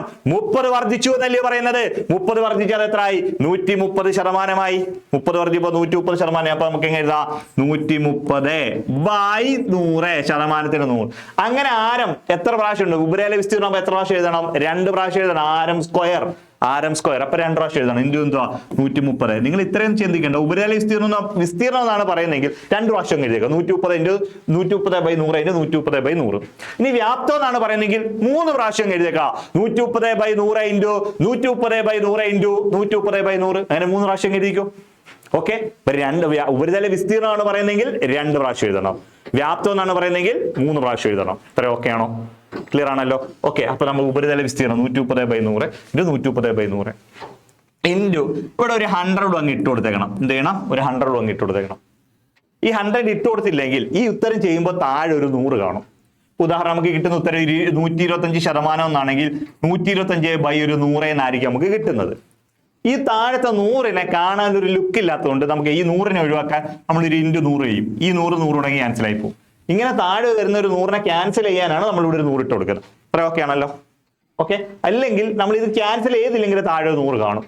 ഇപ്പൊ താണ്ട് ഞാൻ 100 ഇട്ട് കൊടുത്ത് ക്യാൻസൽ ചെയ്താണ്ട് ഈ 100ഉം ഈ 100 ഉടങ്ങി ക്യാൻസൽ ആയി പോയല്ലോ. ഈ 0 ഈ 0 വെട്ടാം, ഈ 0 ഈ 0 വെട്ടാം. 13 × 13 169. ഇപ്പോൾ വിസ്തീർണം എത്ര ശതമാനമായി എന്ന് വെച്ചാൽ 169%. ഉപരിതല വിസ്തീർണം എത്ര ശതമാനമായി എന്ന് വെച്ചാൽ 169%. ഞാൻ തുടക്കം പറഞ്ഞായിരുന്നു ഉപരിതല വിസ്തീർണം എന്ന് പറയുന്നത് ആദ്യമുള്ളത് 100%. ആദ്യത്തത് 100%. അതിപ്പോ എത്രയായി? 169%. എത്ര കൂടി? ക്വസ്റ്റ്യൻ ചോദിച്ചിരിക്കുന്നത് എത്ര വർദ്ധിച്ചു എന്ന് വെച്ചിരിക്കുന്നത്. 100 169 ആകുമ്പോൾ എത്ര ശതമാനം വർദ്ധിച്ചോടോ? 69% അല്ലേ ഇവിടെ വർദ്ധിച്ചേക്കുന്നത്. എത്ര ശതമാനം വർദ്ധിച്ചേക്കുന്നു? 69%. ഈ 169 എഴുതല്ലേ. ഈ 169 ആൻസർ ആയിട്ട് വരും. എപ്പോൾ വരും? എങ്ങനെ ക്വസ്റ്റ്യൻ ചോദിക്കണം? ഉപരിതല വിസ്തീർണം എത്ര ആയി എന്ന് ചോദിച്ചാൽ, ഉപരിതല വിസ്തീർണം എത്ര ആയി എന്ന് ചോദിച്ചാൽ അത് 169%. ആദ്യം ഉള്ളതിനെക്കാട്ടിലും 69% കൂടെ കൂടി. ക്ലിയർ? 69% ആദ്യമുള്ളതിനെക്കാട്ടി കൂടി. ഇപ്പോൾ എത്ര ആയെന്ന് വെച്ചാൽ അത് 169 ആയി. ക്ലിയർ ആണോ? അല്ല സോറി, ഇപ്പൊ എത്ര ആയെന്ന് വെച്ചാൽ 169 ആയി. എത്ര വർദ്ധിച്ചു എന്ന് ചോദിച്ചാൽ 69 വർദ്ധിച്ചിട്ടുള്ളൂ. ക്വസ്റ്റ്യൻ ചോദിച്ചിരിക്കുന്നത് എത്ര വർദ്ധിച്ചു എന്ന് മാത്രമാണ്. 169 എത്ര ആയെന്നുള്ളതാണ് 169. എത്ര വർദ്ധിച്ചു എന്ന് വെച്ചാൽ 69%. മാറിപ്പോലെ 2 രീതിയും PS ചോദിച്ചിട്ടുണ്ട്. പുതിയ ശതമാനം എത്ര ആണെന്ന് ചോദിച്ചിട്ടുണ്ട്, എത്ര ആയെന്ന് ചോദിച്ചിട്ടുണ്ട്, എത്ര വർദ്ധിച്ചെന്നും ചോദിച്ചിട്ടുണ്ട്. ക്ലിയർ? ഈ 169 ചെയ്യുമ്പോൾ ചിലർക്ക് ഇങ്ങനെ ആൻസർ കിട്ടുമ്പോൾ അങ്ങ് ശരിയാണെന്ന് തോന്നും. അത് പഴയത് പുതിയതായി. പഴയത് 100 ആയിരുന്നു, അത് 169 ആയി. എത്ര കൂടി? ഇപ്പൊ നിങ്ങളുടെ കയ്യിൽ ഒരു 5 തേങ്ങ ഇരിപ്പുണ്ട്. ഞാനൊരു 3 തേങ്ങ കൂടെ തന്നു. ഇപ്പൊ എത്ര തേങ്ങ ആയെന്ന് വെച്ചാൽ 8 തേങ്ങയായി. അതാണ് ഈ 169. എത്ര കൂടിയെന്ന് വെച്ചാൽ 3 എണ്ണേ കൂടിയിട്ടുള്ളൂ. കാര്യം 5 തേങ്ങയുടെ കയ്യിൽ ഉണ്ടായിരുന്നു, 3 എണ്ണോടെ കൂടിയിട്ടുള്ളൂ. ക്ലിയർ ആവുന്നുണ്ടോ? ആ കൺസെപ്റ്റ് ആണ് ഇവിടെ. ഓക്കെ, എന്തോടെ ഇത് ചെയ്യാൻ ഒന്നുമില്ല ഇത്രയും കാര്യം. ഞാനിപ്പോ ഈ എക്സ്പ്ലനേഷൻ ചെയ്യുന്നത് കൊണ്ടാണ് ഇത്രയും ടൈം. ഇതിപ്പോ ഞാനൊക്കെ ആണെങ്കിൽ 2 സെക്കൻഡ് കൊണ്ട് പടപെടാം ഇത് ഞാൻ ചെയ്തങ്ങ് പറ്റും. അത് എനിക്കറിയാം. അതപ്പോൾ നിങ്ങൾക്ക് കാര്യങ്ങൾ അറിയാം. ചിലർക്ക് അറിഞ്ഞുകൂടാത്തൊരുന്ന് കറക്റ്റ് ആയിക്കോട്ടെ എന്ന് പറഞ്ഞാൽ നമ്മൾ ഇത് ഇങ്ങനെ എക്സ്പ്ലെയിൻ ചെയ്ത് തരുന്നത് ഒന്നുമില്ല. 169 130/100 130/100 8 ചെയ്യുമ്പോൾ കിട്ടുന്ന ഉത്തരത്തിൽ 100 അങ്ങ് കുറയ്ക്കൂ. ഇത്രയും കഴിഞ്ഞുള്ളൂ. Okay, next question. എ ഒരു ജോലി 4 മണിക്കൂർ കൊണ്ടും ബിയും സിയും കൂടെ ഒരുമിച്ച് ആ ജോലി 3 മണിക്കൂർ കൊണ്ടും എയും സിയും കൂടെ ആ ജോലി 2 മണിക്കൂർ കൊണ്ട് ചെയ്തു തീർക്കും. അങ്ങനെയെങ്കിൽ ബി മാത്രം ആ ജോലി എത്ര സമയം കൊണ്ട് ചെയ്യും? ഇതാണ് ക്വസ്റ്റ്യൻ. ഒന്നുമില്ല, ഇതൊക്കെ വളരെ സിമ്പിളാണ്. സെക്കൻഡുകൾക്കുള്ളിൽ നമ്മൾ ചെയ്യും. ഇതെങ്ങനെ സെക്കൻഡുകൾക്ക് നമ്മൾ ചെയ്യുമ്പോൾ എന്ന് വെച്ചാൽ ഇത് എഫിഷ്യൻസി ചെയ്യണം. എഫിഷ്യൻസി ചെയ്യുന്ന വെച്ചാൽ നമുക്ക് ആദ്യം നോക്കാം, നമുക്ക് തന്നിട്ടുള്ള കാര്യങ്ങൾ എന്തൊക്കെയാണെന്ന് നമുക്ക് നോക്കാം. അതങ്ങോട്ട് ഇട്ട് കൊടുക്കാം. ഓക്കെ, നമുക്ക് നോക്കാം. നിങ്ങൾ ഒരു കാര്യം പറയുമ്പോൾ എന്തൊക്കെ കിട്ടിയിട്ടുണ്ട്, എന്തൊക്കെ തന്നിട്ടുണ്ട്, നമുക്ക് എന്താണ് വേണ്ടത്, എവിടെ എത്തണം എന്നുള്ള കാര്യത്തിലേക്ക് നമുക്ക് പോകാം. ഓക്കെ, നോക്കിയോ, എ ഒരു ജോലി 4 മണിക്കൂറുണ്ട്. അപ്പൊ എ തനിച്ചാണെങ്കിൽ ആ ജോലി എത്ര സമയം കൊണ്ടെന്ന് വെച്ചാൽ 4 മണിക്കൂർ കൊണ്ടാണ് ചെയ്യുന്നത്. 4 മണിക്കൂറുണ്ട്. ഓക്കെ ആണല്ലോ. എക്ക് ആ ജോലി ചെയ്യാൻ 4 മണിക്കൂർ വേണം. ഇനി ബിയും സിയും കൂടെ ആണെങ്കിൽ ആ ജോലി 3 മണിക്കൂർ കൊണ്ട് ചെയ്യും. 3 മണിക്കൂറുണ്ട്. എ മാത്രം പോയാൽ 4 മണിക്കൂറുണ്ട്. ബിയും സിയും കൂടെ ആണ് പോകുന്നെങ്കിൽ അത് 3 മണിക്കൂറുണ്ട്. എയും സിയും കൂടെ ചെയ്യുന്നെങ്കിൽ ആ ജോലി 2 മണിക്കൂർ കൊണ്ട് ചെയ്യും. ഇവിടെ വരെ എഴുതാമല്ലോ. എ ഒരു ജോലി എ മാത്രം പോയാൽ 4 മണിക്കൂർ കൊണ്ട് ചെയ്യും. ബിയും സിയും കൂടെ പോയാൽ 3 മണിക്കൂറുണ്ട്. എയും സിയും കൂടെ പോയാൽ 2 മണിക്കൂറുണ്ട്. നമുക്കിവിടെ വേണ്ടത് ബി തനിച്ച ആ ജോലി എത്ര ദിവസം, ബി മാത്രമാണ് പോയെങ്കിൽ ആ ജോലി എത്ര സമയം കൊണ്ട് ചെയ്യും, ഇതാണ് വേണ്ടത്. ഓക്കെ, ചെയ്യേണ്ട പരിപാടി നിങ്ങൾ ആദ്യം നോക്കേണ്ട പരിപാടി അവിടെ ആകെ എത്ര വർക്ക് ഉണ്ടെന്ന് ആദ്യം കണ്ടുപിടിക്കണം. മൊത്തത്തിൽ എത്ര ജോലി അവിടെ കിടപ്പുണ്ട് അത് കണ്ടുപിടിക്കണം. അത് കണ്ടുപിടിക്കാൻ ഒന്നുമില്ല. ഈ അവർ ചെയ്യാൻ എടുക്കുന്ന സമയം ഉണ്ടല്ലോ, ഈ സമയങ്ങളുടെ LCM കാണാം. എ ചെയ്യാൻ എടുക്കുന്ന 4, എയും ബി 3, എയും സിയും 2. ഇതിന്റെ LCM കാണാം. അപ്പൊ എത്രയൊക്കെയാ? 4ന്റെയും 3ന്റെയും 2ന്റെയും LCM കാണണം. 4ന്റെയും 3ന്റെയും 2ന്റെയും LCM 12 നീട്ടും. 4, 3, 2 LCM 12. അറിഞ്ഞൂടെ അത്ര 4, 3, 2 നമുക്ക് എത്ര വെച്ചാൽ 2 വെച്ചിരിക്കുക. ഈ 2 4 3 അത്രയ്ക്ക് ഒരു 2 ഇനി പറ്റത്തില്ല. ഇവിടെ LCM എന്ന് വെച്ചാൽ 2 × 2 × 3 4 3 12. LCM 12 കിട്ടും. ഈ 12 എന്ന് പറയുന്നതാണ് ടോട്ടൽ വർക്ക്. അതാണ് ടോട്ടൽ വർക്ക്. ഈ വർക്ക് കിട്ടി. ടോട്ടൽ വർക്ക് എന്ന് പറയുന്നത് 12. Total work 12. ഇത്രയും ചെയ്യാമല്ലോ. ഓക്കെ, ഇതാണ് അവിടെ മൊത്തത്തിൽ 12 ജോലിയുണ്ട്. ഇനി ചെയ്യേണ്ടത് എ ആ ജോലി 4 മണിക്കൂർ കൊണ്ട് ചെയ്യുമെങ്കിൽ എക്ക് 1 മണിക്കൂറിൽ എത്ര ജോലി ചെയ്യണം? എ ആ 12 ജോലി ചെയ്ത് തീർക്കാൻ 4 മണിക്കൂർ എടുക്കുമെങ്കിൽ 1 മണിക്കൂറിൽ എ എത്ര ജോലി ചെയ്യുമെന്ന് കണ്ടുപിടിക്കാം. അത് നമ്മൾ എഫിഷ്യൻസി എന്നാ പറയുന്നത്. കാര്യക്ഷമത അല്ലെങ്കിൽ അവിടെ കഴിവ് എന്നൊക്കെയാണ് പറയുന്നത്. മനസ്സിലായല്ലോ? എയുടെ എഫിഷ്യൻസി അല്ലെങ്കിൽ കാര്യക്ഷമത അല്ലെങ്കിൽ കഴിവ് എന്നൊക്കെയാണ് പറയുന്നത്. ഓക്കെ, അപ്പൊ അത് എങ്ങനെ കണ്ടുപിടിക്കും എന്ന് വെച്ചാൽ ഒന്നുമില്ല. എയുടെ എഫിഷ്യൻസി നമ്മൾ കണ്ടുപിടിക്കുമ്പോൾ എഫിഷ്യൻസി എങ്ങനെ കണ്ടുപിടിക്കുന്നത്? മൊത്തം എത്ര വർക്കുണ്ട്? 12 ഉണ്ട്. അതിൽ എടുക്കുന്ന സമയം എത്ര? 4. 12 4 ഉച്ചരിക്കാം, കിട്ടും 3. 1 മണിക്കൂറിൽ 3 ജോലി. 1 മണിക്കൂർ 3 ജോലി. 2 മണിക്കൂർ 6 ജോലി. 3 മണിക്കൂർ 9 ജോലി. 4 മണിക്കൂർ കൊണ്ട് 12 ജോലി. 1 മണിക്കൂർ 3 ജോലി ചെയ്താലും 4 മണിക്കൂർ കൊണ്ട് 12 ജോലി ചെയ്തുള്ളൂ. മൊത്തം 12 ജോലി ഉണ്ട്. 1 മണിക്കൂർ 3 ജോലി ചെയ്യും. ഓക്കെ, എ മാത്രം ചെയ്യുന്ന കേസ്. ഇനി ബിയും സിയും കൂടെ ആ ജോലി എത്ര മണിക്കൂറുണ്ട്? ബിയും സിയും കൂടെ ആ ജോലി എത്ര മണിക്കൂറുണ്ട് ചെയ്യുമെന്ന് വെച്ച് കഴിഞ്ഞാൽ 3 മണിക്കൂറുണ്ട്. എങ്കിൽ ബിയും സിയും കൂടെ 1 മണിക്കൂറിൽ എത്ര ജോലി ചെയ്യുന്നു നോക്കാം. ബിയും സിയും കൂടെ 1 മണിക്കൂർ. അവരുടെ എഫിഷ്യൻസി കണ്ടുപിടിക്കാം. എഫിഷ്യൻസി എത്ര? മൊത്തത്തിൽ 12 അല്ലേ?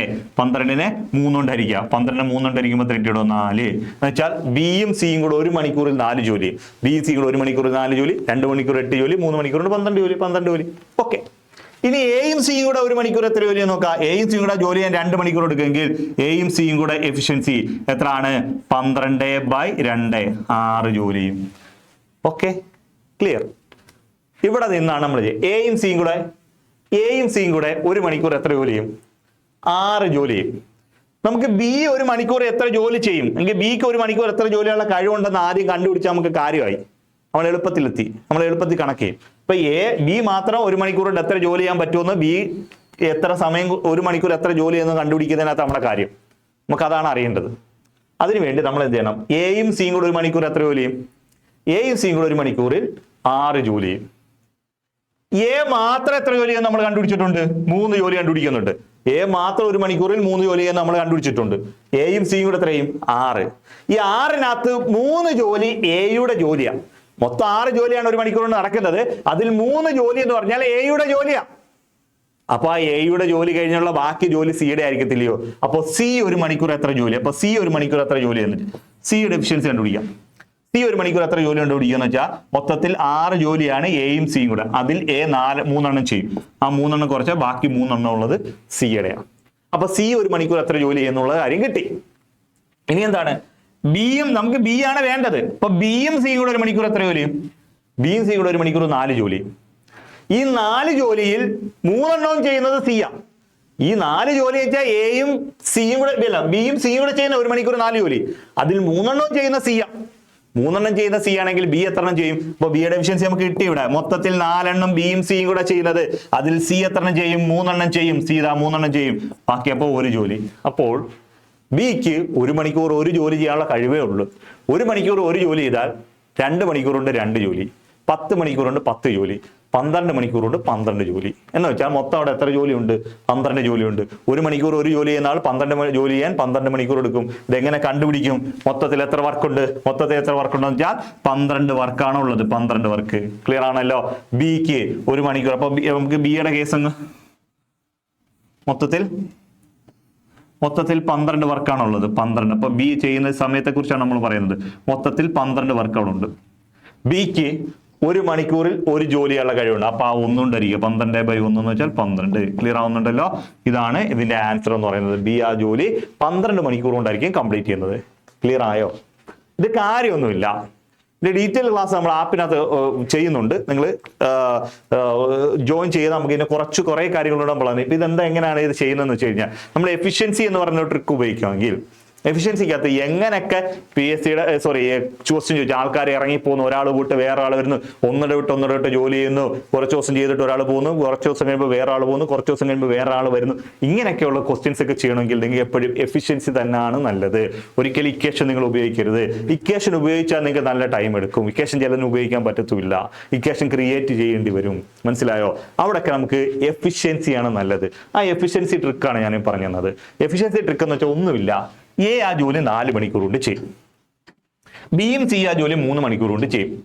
എയും സി ആ ജോലി 2 മണിക്കൂർ കൊണ്ട് ചെയ്യും. ഇങ്ങനൊരു ക്വസ്റ്റ്യൻ വന്നാൽ മൊത്തത്തിൽ അവിടെ എത്ര ജോലി ഉണ്ടെന്നറിയാൻ അവർ ചെയ്യുന്ന സമയത്തിന്റെ LCM കാണാം. അവർ ചെയ്യുന്ന ജോലി സമയം 4, 3, 2 അതിന്റെ LCM കാണാം. LCM എന്ന് വെച്ചാൽ 12. ഇതാണ് അവിടുത്തെ ടോട്ടൽ വർക്ക് 12. കിട്ടിയല്ലോ? ഈ 12-ൽ നിന്ന് എയുടെ എഫിഷ്യൻസി, എവിക്ക് 1 മണിക്കൂർ എത്രയാണ്? 12/4, 3 ജോലി.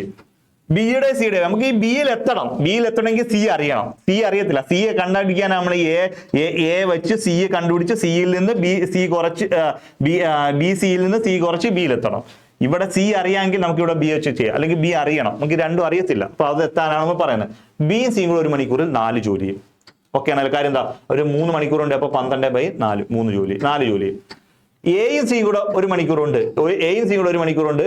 എത്ര ജോലി എന്ന് വെച്ചാൽ അവർ സമയം എടുക്കുന്നത് 2 മണിക്കൂറാണ്. അപ്പൊ എന്താ? 12/2. 12/2 എന്ന് വെച്ചാൽ 6 ജോലി. ഓക്കെ ആണല്ലോ? 6 ജോലി. Okay, clear? 6 ജോലി എന്ന് കിട്ടി. ഇനി എന്ത് ചെയ്യണം?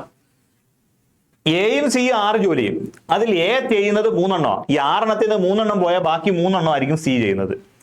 ബിയും സിയും കൂടെ 4 എണ്ണം ചെയ്യും. അതിൽ 3 എണ്ണം സി ആണ് ചെയ്യുന്നതെന്ന് പറഞ്ഞാൽ ബാക്കി 1 എണ്ണേ ബി ചെയ്യുന്നുള്ളൂ. എങ്കിൽ ബിയെ കൊണ്ട് ജോലി ചെയ്യിപ്പിക്കാന്ന് വെച്ചാൽ 12 ബി എടുക്കുന്ന മൊത്തം വർക്ക് 12. ബി എടുക്കുന്ന ടൈം 1 മണിക്കൂർ 1, 12/1, 12 മണിക്കൂർ. ക്ലിയർ ആവുന്നുണ്ടോ? ഇത്രയേ ഉള്ളൂ കാര്യം. Okay, yes. നമുക്ക് അടുത്ത ക്വസ്റ്റ്യനിലേക്ക് ഉണ്ട്.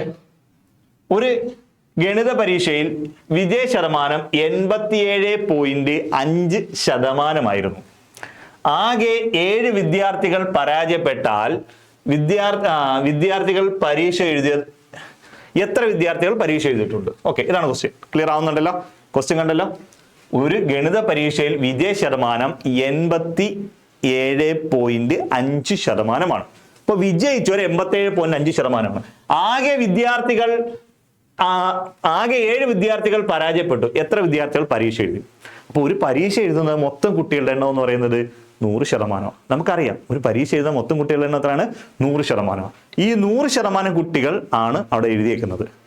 അതിൽ 87.5% പേര് വിജയിച്ചു എന്ന് പറഞ്ഞാൽ വിൻ ചെയ്തവര് 87.5% എന്ന് പറഞ്ഞാൽ അതിനകത്ത് നമ്മൾ ശ്രദ്ധിക്കാതെ പോകുന്ന മറ്റൊരു കാര്യമുണ്ട്.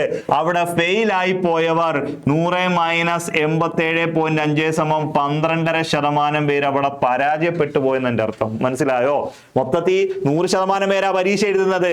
അതിൽ 87.5% പേര് വിജയിച്ചു എന്ന് അവർ ഡയറക്റ്റ് പറഞ്ഞാൽ നമ്മളോട് പറയാത്ത ഡയറക്റ്റ് ആയിട്ട് ഒരു കാര്യം കിടപ്പുണ്ട് അതിനകത്ത്. 12.5% പേര് തോറ്റുപോയെന്ന ഒരു അർത്ഥത്തോടെ കിടപ്പുണ്ട് അതിനകത്ത്. അത് അവർ ഡയറക്റ്റ് പറയത്തില്ല. ക്ലിയർ ആവുന്നുണ്ടോ? ഇനി എന്ത് പറയുന്നുണ്ട്? 7 പേര് പരാജയപ്പെട്ടു പോയി. 7 പേര്. അപ്പൊ നമുക്ക് അതിൽ നിന്ന് ഒരു കാര്യം മനസ്സിലായി. അവിടെ 12.5% പേരാണ് അവരെ പരാജയപ്പെട്ടേക്കുന്നത്. 12% പേര് പരാജയപ്പെട്ടു. അതാണ് 7 പേര്. 12.5% പേര് പരാജയപ്പെട്ടേക്കുന്നു. അതാണ് 7 പേര്. എങ്കിൽ അവിടെ മൊത്തത്തിൽ 12% എന്ന് പറയുന്നത് 7 പേരാണ് എങ്കിൽ ആ പരീക്ഷയിൽ നമ്മൾ അറിയേണ്ട ഒരു കാര്യം, അവിടെ പരീക്ഷ എഴുതിയ ആകെ എത്ര പേരുണ്ടെന്ന് വെച്ചിരിക്കുന്നത്? ആകെ എപ്പോഴും പരീക്ഷ എഴുതുന്നത് 100% പേരായിരിക്കും അവിടെ മൊത്തം പരീക്ഷ എഴുതുന്നത്. അത് എത്രയാണ് നമുക്ക് അറിയേണ്ടത്. ക്ലിയർ ആവുന്നുണ്ടല്ലോ? അപ്പൊ എത്രയാണ്? 12.5% എന്ന് പറയുന്നതാണ് 7 പേര്. ഓക്കെ, എങ്കിൽ 100% എത്ര? നമുക്കറിയാമല്ലോ. ഇങ്ങനെ ക്വസ്റ്റ്യൻ വന്നാൽ ക്രോസ് ചെയ്താൽ ഗുണിച്ചേക്കാം. ഇപ്പൊ ട്രിക്ക് എല്ലാം കിട്ടിക്കാണോന്ന് എനിക്കറിയാം. നിങ്ങളിപ്പോ എപ്പോഴും ഇത് ചെയ്ത് കാണുമെന്ന് എനിക്കറിയാം. ക്രോസ് അങ്ങോട്ട് ചെയ്യുക, ക്രോസ് ചെയ്യുക. അപ്പൊ എന്താ? 7 × 100 divided by 12.5. 12.5 7 × 100 divided by 12.5. Clear ആവുന്നുണ്ടല്ലോ? ഓക്കെ, 100നെ 12.5 ഹരിച്ചാൽ 8 എന്ന് കിട്ടും. 8 × 12.5 എന്ന് പറയുന്നത് 100. എങ്കിൽ ഇത് ഹരിക്കുമ്പോൾ ഇവിടെ കിട്ടും 8 എന്ന് കിട്ടും. 8. ഓക്കെ, 8 7 56. 7 8 ഗുണിക്കുമ്പോൾ 56 എന്ന് കിട്ടും. എത്രയാണ് മൊത്തത്തിൽ അവിടെ പരീക്ഷ എഴുതുന്നത്? എത്രയാണ്? 56 പേരാണ്. ഇനി ഇത് ഇങ്ങനെ അറിഞ്ഞുകൂടാത്തവർ 7 × 100 ഡിവൈഡഡ് ബൈ 12.5 ഇങ്ങനെയാണെന്ന് വെച്ചോ. നിങ്ങൾക്ക് ഇത് അറിയത്തില്ല. ഇതെങ്ങനെയാ ചെയ്യുന്നത് നമുക്ക് അറിയത്തില്ല. എന്ത് ചെയ്യണം? ചെയ്യേണ്ട പരിപാടി ഈ തന്നേക്കുന്ന 7 × 100 ഡിവൈഡഡ് ബൈ 12.5 വരും 125 അങ്ങ് എഴുതുക. 12.5 വരെ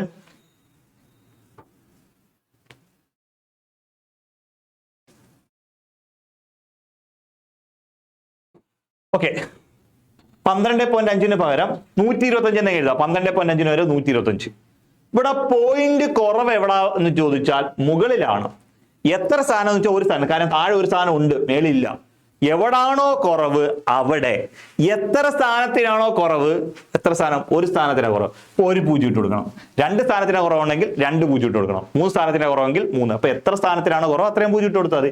ഇനി എന്ത് ചെയ്യാം? ഇവിടെ 25 വെച്ച് വെട്ടാം. അല്ലെങ്കിൽ 125 വെച്ചാൽ 8 × 125 എത്ര എന്ന് പറയുന്നത്? 1000. 8 × 100 800. 25 × 8 200. 1000 എന്ന് കിട്ടും. മനസ്സിലായല്ലോ? അല്ലെങ്കിൽ ഇവിടെ ഹരിക്കുമ്പോൾ എത്ര ഇട്ടു? 8 ഇട്ട് 8 56. ആൻസർ 56. ഇങ്ങനെ പോയിന്റ് മാറ്റി ചെയ്യാം. ഞാൻ പെട്ടെന്ന് അങ്ങ് ചെയ്തോളൂ. 12.5 8 × 12.5 ആണ് 100 എന്ന് പറയുന്നത്. അതൊക്കെ അറിയാവുന്നവർക്ക് എളുപ്പത്തിൽ ആൻസർ ചെയ്യാൻ പറ്റും. ക്ലിയർ ആണോ? ഉണ്ടോ? സിമ്പിളാണ്. നിങ്ങളൊന്ന് ശ്രദ്ധിച്ചേ, വളരെ സിമ്പിളാണ്. ഓക്കെ, അടുത്ത് നോക്കിയേ. ഇവിടെ 80 km/h വേഗതയിൽ സഞ്ചരിക്കുന്ന ഒരു കാറിന് 9 മണിക്കൂർ കൊണ്ട് ഒരു യാത്ര പൂർത്തിയാക്കാൻ സാധിക്കുന്നു. 60 km/h വേഗതയിൽ സഞ്ചരിക്കവേ അതേ ദൂരം പൂർത്തിയാക്കാൻ എത്ര സമയം എടുക്കും? ക്വസ്റ്റ്യൻ കണ്ടോ? ഇതൊക്കെ കാണുമ്പോൾ നിങ്ങൾ വിചാരിക്കും ഇതെങ്ങനെ ചെയ്യും? കണക്കൊക്കെ ഒട്ടും അറിഞ്ഞുകൂടാത്തവർ വളരെ അങ്ങ് ചിന്തിക്കും ഇതെങ്ങനെ ചെയ്യും, എന്തുവാ, എങ്ങനെ കണ്ടുപിടിക്കുന്നതെന്ന് ഒരു പിടുത്തമില്ലല്ലോ എന്നൊക്കെ. ഒന്നുമില്ല. 2 സ്റ്റെപ്പ്. 2 1 സ്റ്റെപ്പ്. ഒറ്റ സ്റ്റെപ്പിൽ ആൻസർ. ഒറ്റ സ്റ്റെപ്പ്. എത്ര km/h വേഗതയിലാ ഇത് സഞ്ചരിക്കുന്നത്? നിങ്ങൾ പറ. എത്ര km/h വേഗതയിൽ സഞ്ചരിക്കുന്നത്? ആദ്യം പോകുന്ന എത്ര? 80 km/h വേഗതയിലല്ലൂടോ സഞ്ചരിക്കുന്നേ. അതിനെ എടുക്കുന്ന സമയം മണിക്കൂറല്ലേ. അപ്പൊ ഇത് km/h. അവറിനോട് ചേരുന്ന സമയം മണിക്കൂറാണ്. അവറും km/h അവറാ ചേരുന്നത്. മണിക്കൂർ വെച്ചാൽ അവർ 9 മണിക്കൂർ. അപ്പൊ ഇവിടെ അവർ തമ്മിൽ ചേരും. ഇവർ തമ്മിൽ ചേരുന്നതുകൊണ്ട് നമ്മൾ പ്രത്യേകിച്ച് പരിപാടിയൊന്നുമില്ല. ഈ 80 km/h വേഗതയിൽ സഞ്ചരിക്കുന്ന ആ വാഹനം എടുക്കുന്ന സമയം 9 മണിക്കൂറായതുകൊണ്ട് അതിനെ 9 കൊണ്ട് അങ്ങ് ഇൻഡ് ചെയ്യാം. ക്ലിയർ? 80 km/h വേഗതയിൽ സഞ്ചരിക്കുന്ന വാഹനം അവർ സഞ്ചരിക്കാൻ എടുക്കുന്ന സമയം 9 മണിക്കൂറായതുകൊണ്ട് 9 കൊണ്ട് അങ്ങ് ഡിവൈഡ് ചെയ്യാം. ഇത്രയും ചെയ്യാവോ? ഇനി നമുക്ക് എന്താണ് വേണ്ടത്? അത് ഏത് വേഗതയിൽ പോകുമ്പോൾ എത്ര സമയം എടുക്കും എന്നല്ലയോ? അത് ഏത് വേഗതയില? 60-ൽ പോകുമ്പോൾ, ഈ 60-ൽ പോകുമ്പോൾ ഉള്ള സമയം കണ്ടിട്ടുണ്ട്. ആ 60 കൊണ്ട് ഇതിനെ അങ്ങ് ഡിവൈഡ് ചെയ്താൽ മതി. 60 കൊണ്ട് ഡിവൈഡ് ചെയ്താൽ മതി, ഇത്രയേ ഉള്ളൂ. 80-ൽ പോകുന്ന ആൾക്ക് 9 മണിക്കൂറും, എങ്കിൽ 60-ൽ പോകുന്ന ആൾക്ക് എത്ര വേണ്ടേ? ഈ 0 ഈ 0 കിട്ടി, 0 0 കിട്ടി. ഓക്കെ വേട്ടാ. 2 3 6 3 9 1 2 2 4 2 8 3 4 12 എത്ര? 12 മണിക്കൂർ. 12 മണിക്കൂർ എടുക്കും. എത്രയാണ്? 12 മണിക്കൂർ. ഓക്കെ ആണോ? 12 മണിക്കൂർ. ഇനി ഇത് പോരാങ്കിൽ നേരത്തെ പറഞ്ഞ ട്രിക്ക് ഇത് ചെയ്യാം. ഓക്കെ, 80 km/h വേഗതയ്ക്ക് എടുക്കുന്ന സമയം 9 മണിക്കൂർ. 80 km/h വേഗതയിലേക്ക് എടുക്കുന്ന സമയം 9 മണിക്കൂർ. എങ്കിൽ 60 km/h വേഗതയ്ക്ക് എടുക്കുന്ന സമയം എത്ര? മനസ്സിലായല്ലോ? 80 km/h വേഗതയ്ക്ക് 9 മണിക്കൂർ, എങ്കിൽ 60 km/h വേഗതയ്ക്ക് എടുക്കുന്ന സമയം എത്ര? ഇതാണല്ലോ ക്വസ്റ്റ്യൻ ചോദിച്ചിരിക്കുന്നത്. ഓക്കെ, ഇവിടെ ചെയ്യേണ്ട ഒരു പരിപാടി, ഇവിടെ ഈ സമയവും നേരത്തെ ചെയ്ത ഈ രീതിയിൽ ചെയ്താൽ നിങ്ങളുടെ കണക്ക് തെറ്റും. സമയവും വേഗതയും തമ്മിൽ എന്താണ്? സമയം വേഗതയും തമ്മിൽ ഇൻവേഴ്സ് പ്രപ്പോർഷനാ. കൂടുതൽ വേഗതയിൽ പോകുന്നവൻ കൂടുതൽ സമയം എടുക്കും. കൂടുതൽ വേഗതയിൽ പോകാൻ കുറച്ച് സമയം എടുക്കത്തുള്ളൂ. വേഗത കുറയുമ്പോൾ സമയം കൂടും. ഈ സമയം വേഗതയും തമ്മിൽ ഇൻവേഴ്സ് പ്രപ്പോർഷനാ. കൂടുതൽ വേഗത ഞാൻ സ്പീഡിൽ പോവാം, വളരെ സ്പീഡിൽ പോവാം, നിങ്ങൾക്ക് കൂടുതൽ സമയം എടുക്കുമോ? കുറച്ച് സമയം എടുക്കത്തുള്ളൂ. വേഗത കൂടുമ്പോൾ സമയം കുറയും, വേഗത കുറയുമ്പോൾ സമയം കൂടും. ക്ലിയർ ആവുന്നുണ്ടല്ലോ? അപ്പൊ ഇതെന്താ? ഇൻവേഴ്സ് ആണ്. ഈ സമയവും വേഗതയും തമ്മിൽ ഇൻവേഴ്സ് പ്രപ്പോർഷനാണ്. അപ്പോൾ നിങ്ങൾ ഇവിടെ ചെയ്യേണ്ട പരിപാടി, നമുക്ക് നേരത്തെ ചെയ്ത രീതിയിൽ വേണമെങ്കിൽ നിങ്ങൾക്ക് ഈ രീതി നിങ്ങൾക്ക് ഇതെങ്ങനെ ചെയ്യാം. ഞാൻ അല്ലെങ്കിൽ ഞാൻ നേരത്തെ പറഞ്ഞുകൊണ്ട് തിരിച്ചെഴുതേണ്ടി വരും. എന്താണ്? 60-ന് 9 എങ്കിൽ 80-ന് എത്ര എന്നുള്ള ട്രിക്കിലേക്ക് തന്നെ മാറ്റണം. 60-ന് 9 എങ്കിൽ 80-ന് എത്ര എന്ന് തിരിച്ചെഴുതണം. ഓക്കെ ആണല്ലോ? ഓക്കെ, അപ്പൊ ഇതെന്ത് ചെയ്യണം? 60-ന് അപ്പൊ ഈ പറയുന്ന രീതിയിൽ ഇങ്ങനെ ചെയ്താൽ ഇത് ക്രോസ് ചെയ്യാം. അപ്പൊ എന്താ? 9 × 80 ഡിവൈഡഡ് ബൈ 60. 0 0 ഇട്ട 2 3 6 3 3 9 2 2 4 2 8 3 4 12. ഈ രീതി ചെയ്യാൻ പറ്റും. കാര്യം സമയം വേഗതയും തമ്മിൽ ഇൻവേഴ്സ് പ്രപ്പോർഷൻ ആകുമ്പോൾ തിരിച്ചെഴുതി വേണം ചെയ്യാൻ. ഇത് കൺഫ്യൂഷൻ ആണെങ്കിൽ നിങ്ങൾ ചെയ്യേണ്ട. ഓക്കെ, ഇത് നമ്മൾ അല്ലാതെ പറഞ്ഞു കൊടുക്കുന്ന രീതി, അത് നമുക്ക് ഇപ്പൊ തൽക്കാലം അതിലേക്ക് പോകണ്ട. നിങ്ങൾ ഈ രീതി അങ്ങ് ചെയ്താൽ മതി. എന്ത് ചെയ്താൽ മതി? എന്താണ്? 80-ന് 9, 60-ന് എത്ര? 80 × 9 ഡിവൈഡഡ് ബൈ 60. ഈ രീതി ചെയ്താലും മതി, കുഴപ്പമൊന്നുമില്ല. ക്ലിയർ ആവുന്നുണ്ടല്ലോ? Okay okay okay. അടുത്ത ക്വസ്റ്റ്യൻ നിങ്ങൾ നോക്കിയേ. ക്വസ്റ്റ്യൻ ഇവിടെ ഒരു 5 പുരുഷന്മാരോ 12 സ്ത്രീകളോ അടങ്ങുന്ന ഒരു സംഘത്തിന് ഒരു പ്രത്യേക ജോലി 78 ദിവസം കൊണ്ട് പൂർത്തിയാക്കാൻ കഴിയുന്നുവെങ്കിൽ 5 പുരുഷന്മാരും 12 സ്ത്രീകളും ഒരുമിച്ച് പ്രവർത്തിച്ചാൽ ആ ജോലി പൂർത്തിയാക്കാൻ എത്ര സമയം എടുക്കും? ഇതാണ് ക്വസ്റ്റ്യൻ ചോദിച്ചിരിക്കുന്നത്. കണ്ടല്ലോ? ക്വസ്റ്റ്യൻ കണ്ടല്ലോ? ഓക്കെ, ഇങ്ങനെ ഒരു ക്വസ്റ്റ്യൻ ചോദിച്ചാൽ നമ്മൾ ഇതെങ്ങനെയാ ചെയ്യുന്നത് നോക്കിയോ? ഓക്കെ,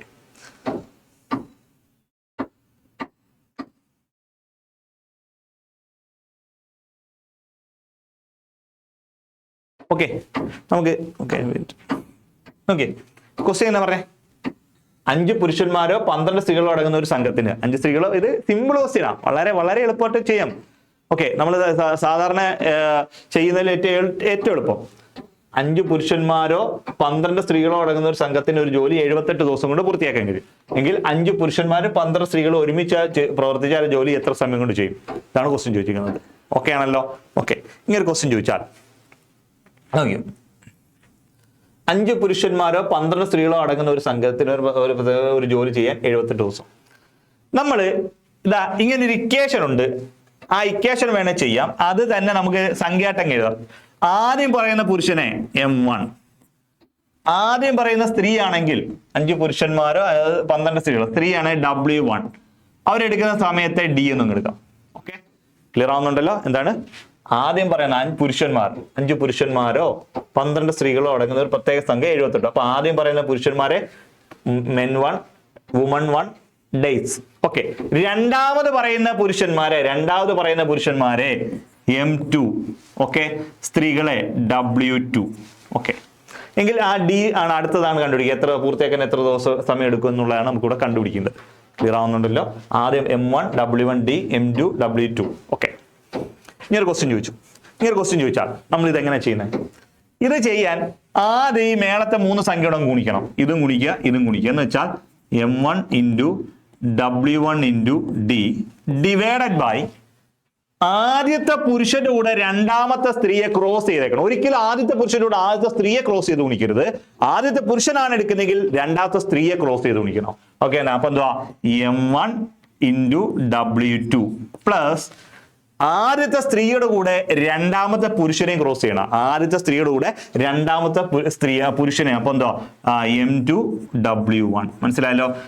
താഴെ എഴുതുന്നത് ക്രോസ് ചെയ്തായിരിക്കണം. പുരുഷനാണ് ആദ്യം എഴുതെങ്കിൽ കൂടെ ആദ്യം എഴുതുന്നത് പുരുഷനാണ് എങ്കിൽ അതിന്റെ കൂടെ എന്ത് വേണം?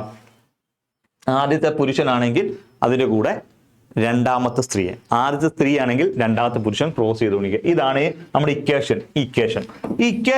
ഇതിങ്ങനെ കാണാതെ പഠിക്കണമെന്നൊന്നും ഇല്ല. നമുക്ക് കണ്ടേ M1 W1 D divided by M1 W2 plus M2 W1 cross ചെയ്ത് ഗുണിച്ചിട്ട് കൂട്ടുക. ഇത് തന്നെ ഞാൻ അങ്ങോട്ട് എഴുതുക. ഇത് ഇക്വേഷൻ വേണ്ട, നിങ്ങൾക്ക് ഇക്വേഷൻ വേണ്ടാതെ നമുക്ക് ചെയ്യാം. ഇത് തന്നെ ഞാൻ അങ്ങോട്ട് എഴുതാൻ പോവാം. ഓക്കെ, 5 പുരുഷന്മാർ, 5 പുരുഷൻ ആദ്യം പറയുന്ന M1 5 പുരുഷന്മാർ എത്ര 12 ദിവസം കൊണ്ട് ചെയ്യുന്ന ജോലി 12 W1. 5 പുരുഷന്മാരും 12 ദിവസം അല്ല 12 സ്ത്രീകളും എത്ര ദിവസം കൊണ്ടാ 78 ദിവസം കൊണ്ട് ചെയ്യുന്ന ജോലി. 78 ദിവസം കൊണ്ട് 5 പുരുഷന്മാർ M1, 12 സ്ത്രീകൾ W1 എത്ര 78 ദിവസം കൊണ്ടുണ്ട്. പുരുഷന്മാർ സ്ത്രീകൾ 78 ദിവസം. 78 ക്ലിയർ ആവുന്നുണ്ടല്ലോ? 78 ദിവസം കൊണ്ട് ചെയ്യുന്ന ജോലി. ഇനി എന്താ പറയുന്നത്? 5 പുരുഷന്മാരും 12 സ്ത്രീകളും ഒരുമിച്ച്, അപ്പൊ എന്താ രണ്ടാമത് പറയുന്നതും പുരുഷൻ M2 എന്ന് പറയുന്നത് 5 തന്നെ, W2 എന്ന് പറയുന്നത് 12 തന്നെ. ശ്രദ്ധിക്കേണ്ട കാര്യം ഇവിടെ 5 പുരുഷന്മാരോ 12 സ്ത്രീകളോ 78 ദിവസം. ഇനി 5 പുരുഷൻ മാത്രം പോയ ആ ജോലി 78 ദിവസം കൊണ്ട് ചെയ്തിട്ട് വരുമെന്നേ ക്വസ്റ്റ്യൻ പറയുന്നത്.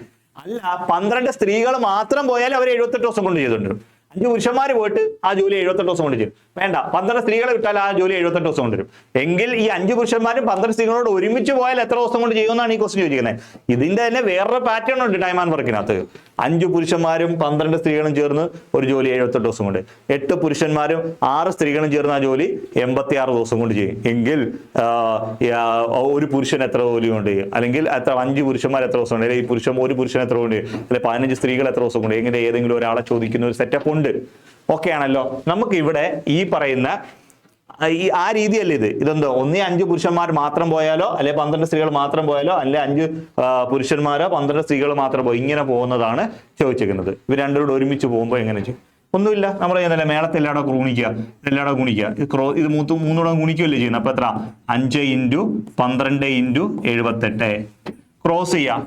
5 ഇൻറ്റു 12 ക്രോസ് ചെയ്താണ്ടോ 5 ഇൻറ്റു 12 5 ഇൻറ്റു 12 പ്ലസ് ഇതും ക്രോസ് ചെയ്യാം 12 ഇൻറ്റു 5 12 ഇൻറ്റു 5. ഓക്കെ ആണല്ലോ? ഇനി okay 5 into 12 into 78 divided by 12 5 60 plus 12 5 60. Okay ആണല്ലോ? അപ്പൊ നോക്കാം 5 ഇൻറ്റു 12 ഇൻറ്റു 78 ഡിവൈഡഡ് ബൈ എത്ര കിട്ടും? 120 കിട്ടും. 78 ഡിവൈഡഡ് ബൈ 120 വെട്ടാം. ഒരു 12 12 10 12 120 ഒരു 5 5 ഈ 5 10. ഓക്കെ, 78 2 ചെയ്യുമ്പോൾ 3 2 6 9 2 18. ആൻസർ 39 ദിവസം കൊണ്ട്. ബി ഓപ്ഷൻ ആയിരിക്കും എന്റെ ആൻസർ. 39 ദിവസം കൊണ്ട്. കണ്ടോ? കാര്യമൊന്നുമില്ല, വളരെ സിമ്പിൾ ആയിട്ട് 39 ദിവസം. നമുക്ക് ഇവിടെ കാണാൻ പറ്റുന്നില്ല, ഞാൻ ഇച്ചിരി മേലോട്ട് എഴുതി കാണിച്ചു തരാം. വെയിറ്റ്. ഓക്കെ ആണല്ലോ?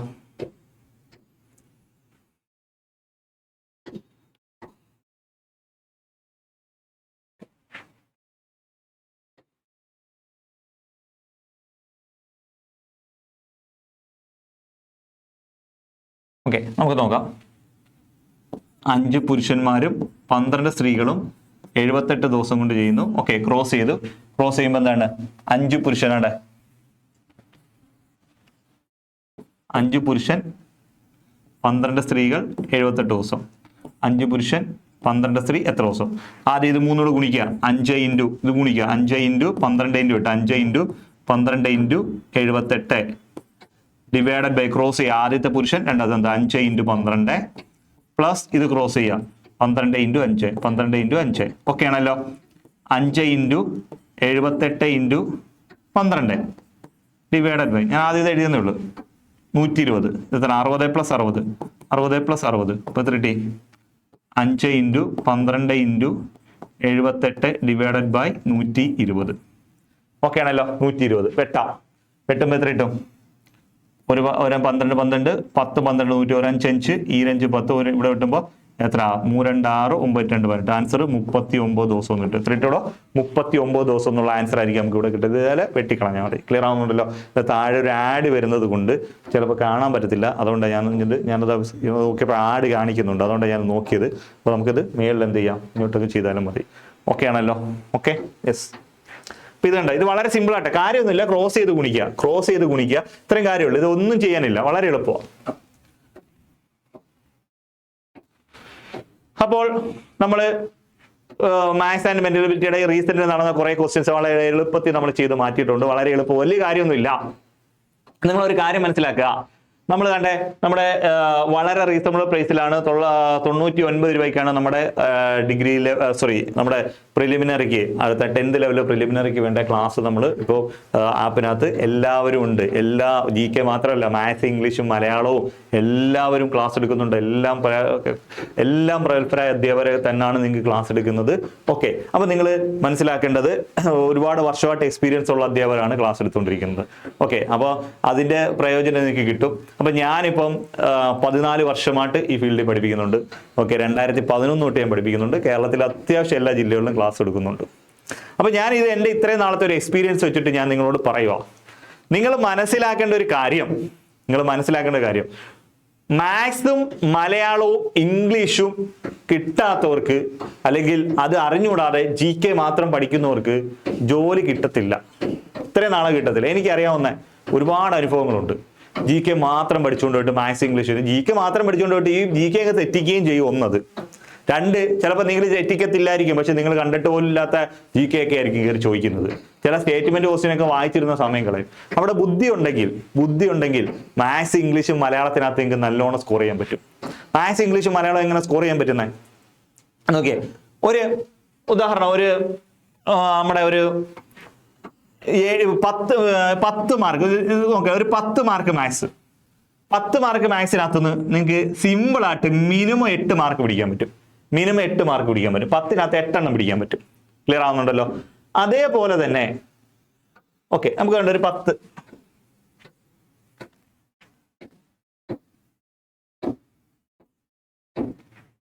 ഓക്കെ, നമുക്ക് നോക്കിയേ. ഒരു 10 മാർക്കിനകത്ത് ഒരു 8 മാർക്ക് നമുക്ക് മിനിമം പിടിക്കാൻ പറ്റും. 8 മാർക്ക് പിടിക്കാൻ പറ്റും. അതേപോലെ തന്നെ മിനിമമാണ് 8, മിനിമം. മാക്സിമം 10 വരെ. ഈ 8 എണ്ണം എന്ന് പറയുമ്പോൾ ചിലർക്ക് ചില മെന്റൽ എബിലിറ്റി ഒക്കെ ചില ബുദ്ധിമുട്ടായിട്ട് തോന്നി. ചിലപ്പോൾ പെട്ടെന്ന് കിട്ടിയില്ല, ചിലപ്പോൾ ക്വസ്റ്റ്യൻസ് ചിലപ്പോൾ ഡിലീഷൻ വന്ന് ക്വസ്റ്റ്യൻസ് ഒക്കെ വന്നാൽ 8 എണ്ണം മിനിമം പിടിക്കാൻ പറ്റും. ഒരു 10 ഇംഗ്ലീഷിനകത്ത് ഒരു 8 ഇംഗ്ലീഷ് മിനിമം പിടിക്കാൻ പറ്റും. 8 ഇംഗ്ലീഷ് പിടിക്കാൻ പറ്റും. കുറച്ച് ട്രിക്കുകളേ ഉള്ളൂ. അപ്പൊ അതിനകത്തൊന്നും ചിലർക്ക് ഈ വൊക്കാബുലറി ഒക്കെ വരുമ്പോൾ ചിലപ്പോൾ ചില ബുദ്ധിമുട്ടാക്കി തോന്നും. മലയാളം 10 മാർക്കിൽ റീസെന്റ്ലി നടന്ന കുറച്ച് പ്രശ്നങ്ങളൊക്കെ കാരണം ഞാനൊരു 7 മാർക്കേ കൂട്ടുന്നുള്ളൂ. റീസെന്റ്ലി നടന്ന ക്വസ്റ്റ്യൻസ് മലയാളം നല്ല ടൈറ്റ് ആയിട്ട് ക്വസ്റ്റ്യൻ വരുന്നുണ്ട്. ഞാനൊരു 7 മാർക്ക് കൂട്ടുന്നുണ്ട്. നിങ്ങളൊന്ന് കൂട്ടിയേ. 8 8 16, 16 7 23 മാർക്ക്. ഇത്രയും സ്ഥാനത്ത് തന്നെ 23 മാർക്ക് നിങ്ങൾക്ക് കിട്ടും. 23 മാർക്ക്. ഈ 23 മാർക്ക് നിങ്ങൾക്ക് സ്കോർ ചെയ്യാൻ വളരെ എളുപ്പം, വളരെ തുച്ഛമായിട്ടുള്ള ടോപ്പിക്കുകൾ മാത്രമേ ഉള്ളൂ. മാത്സിനകത്തൊന്നും ഇംഗ്ലീഷിനകത്തും മലയാളത്തിനകത്തും. 23 മാർക്ക് നിങ്ങൾ GK പഠിക്കണമെങ്കിൽ 2500 പേജെങ്കിലും മിനിമം പഠിക്കണം. ആ 2500 പേജ് പഠിച്ചാൽ ചിലപ്പോൾ നിങ്ങൾക്ക് കിട്ടണമെന്നില്ല. പക്ഷെ മാത്സ് പഠിക്കണമെങ്കിൽ വളരെ തുച്ഛമായിട്ടുള്ള ട്രിക്കുകൾ മാത്രം പഠിക്കാമെങ്കിൽ കിട്ടും. മലയാളം കിട്ടും, ഇംഗ്ലീഷും കിട്ടും. ഇത്രയും മാർക്ക് ഒരു 23 മാർക്ക് എന്ന് പറയുന്നത് നിങ്ങളുടെ റാങ്ക് നല്ലപോലെ നിർണ്ണയിക്കുന്ന ഒരു ഘടകമാണ്. കഴിഞ്ഞ ദിവസത്തെ ASMന്റെ പരീക്ഷ എടുത്തു നോക്കിയേ. ASMന്റെ പരീക്ഷയ്ക്ക് നിങ്ങൾ പലരും ചെയ്ത ക്വസ്റ്റ്യൻ, പലർക്കും GK ഭയങ്കര പാടായിരുന്നു. GK പാടാട്ടുള്ളവന്റെ എല്ലാം മാർക്ക് എവിടെയെങ്കിലും ഉയർന്നിട്ടുണ്ടെങ്കിൽ അത് ഇംഗ്ലീഷിനകത്തും മാത്സിനകത്തും മലയാളത്തിനകത്തൊക്കെ അവരുടെ മാർക്ക് ഉയർന്നിട്ടുണ്ട്. കാരണം മാത്സ് ഒക്കെ വളരെ സിമ്പിൾ ക്വസ്റ്റ്യൻ ആയിരുന്നു. GK ടൈറ്റ് ആയപ്പോൾ ഒരു സൈഡ് ടൈറ്റ് ആകുമ്പോൾ വേറെ സൈഡ് ലൂസ് ആക്കി ഇടും. അതുകൊണ്ടാണ് ഞാൻ പറയുന്നത് എല്ലാ സബ്ജക്റ്റും അറിയാവുന്നതിന് മാത്രമേ ജോലി കിട്ടത്തുള്ളൂ എന്ന് പറയുന്നത്. ഇപ്പൊ GK മാത്രം പഠിച്ചാൽ ജോലി കിട്ടത്തില്ല. മാത്സ്, ഇംഗ്ലീഷും മലയാളവും മാത്രം പഠിച്ചാലും ജോലി കിട്ടത്തില്ല. കാരണം GK ടൈറ്റ് ആവുന്ന ക്വസ്റ്റ്യനിൽ മാത്സ് ഇംഗ്ലീഷും മലയാളവും സിമ്പിൾ ആയിരിക്കും. നിങ്ങൾ നോക്കിയാൽ മതി. മാത്സ് ഇംഗ്ലീഷും ഏതെങ്കിലും ഒരെണ്ണം ടൈറ്റ് ആവുന്ന ക്വസ്റ്റ്യനിൽ GK സിമ്പിൾ ആയിരിക്കും. എന്ന് വെച്ചാൽ ഒരിടത്ത് ടൈറ്റ് ചെയ്യുമ്പോൾ ഒരിടത്ത് ലൂസ് ചെയ്തിട്ടായിരിക്കും ഒരു ക്വസ്റ്റ്യൻ എടുക്കുന്നത്. കാരണം ഇതിൽ നിന്ന് മാർക്ക് നല്ലോണം സ്കോർ ചെയ്യാൻ പറ്റും. അത് അപ്പോഴും ഇതെല്ലാം അറിയാവുന്നവൻ, അപ്പൊ നിങ്ങൾ നോക്കുമോ അവന് മൊത്തം എങ്ങനെയൊക്കെ കിട്ടും, അവൻ എന്തൊരു പഠിത്തത്തോടെ കുത്തിയിരുന്ന് പഠിക്കുന്നു. അവൻ GK ചിലപ്പോൾ നിങ്ങളുടെ ചെയ്ത പോലെ തന്നെ അവന് ചെയ്തിട്ടുള്ളൂ. പക്ഷെ അവൻ അവിടെ സ്കോർ ചെയ്ത് എവിടാന്ന് വെച്ച് കഴിഞ്ഞാൽ മാത്സും ഇംഗ്ലീഷും മലയാളത്തിനകത്തായിരിക്കും സ്കോർ ചെയ്തേക്കുന്നത്. ഓക്കെ, അപ്പൊ നിങ്ങളോട് എനിക്ക് ഇത്രേ പറയാനുള്ളൂ. ഇന്ന് മുതൽ നമ്മുടെ ക്ലാസ് സ്റ്റാർട്ട് ചെയ്തിട്ടുണ്ട്. നിങ്ങൾ ഇന്ന് മുതൽ ഈ പറയുന്ന മാത്സ് ഇംഗ്ലീഷും മലയാളത്തിനും നല്ലതുപോലെ പ്രാധാന്യം കൊടുത്ത് പഠിക്കുക. നല്ലതുപോലെ പ്രാധാന്യം കൊടുത്താൽ നിങ്ങൾക്ക് നല്ല ഉയർന്ന റാങ്കിലേക്ക് എത്തപ്പെട്ടാൻ പറ്റും. ചിലരൊക്കെ ഈ ലിസ്റ്റിന്റെ എൻഡ് വന്നാ നിൽക്കുന്നത്. കാര്യം അവരെന്ന് വെച്ച് കഴിഞ്ഞാൽ അവര് പലരും മാത്സും ഇംഗ്ലീഷും മലയാളം ചെയ്യാറുണ്ട്. എനിക്കറിയാവുന്ന ഒരു കൊച്ചു, ഞാൻ പറഞ്ഞില്ല ഒരുപാട് വർഷമായിട്ട് ഞാൻ പഠിപ്പിക്കുന്നുണ്ട്. ഇപ്പോഴത്തെ റാങ്ക് ലിസ്റ്റ് ഒക്കെ വന്ന് ഒരുപാട് പിള്ളേർ എന്നെ വിളിച്ചിട്ടുണ്ട്. ഇങ്ങനെ സാറ് പറഞ്ഞ കുറെ കാര്യങ്ങളൊക്കെ വളരെ കറക്റ്റ് ആയിരുന്നു, അത് ചെയ്തുകൊണ്ട് എനിക്ക് ഒരുപാട് ഇമ്പ്രൂവ്മെന്റ് ഉണ്ടായിട്ടുണ്ട് എന്ന് പറഞ്ഞ് ഒരുപാട് പേര് എന്നെ വിളിച്ചിട്ടുണ്ടായിരുന്നു.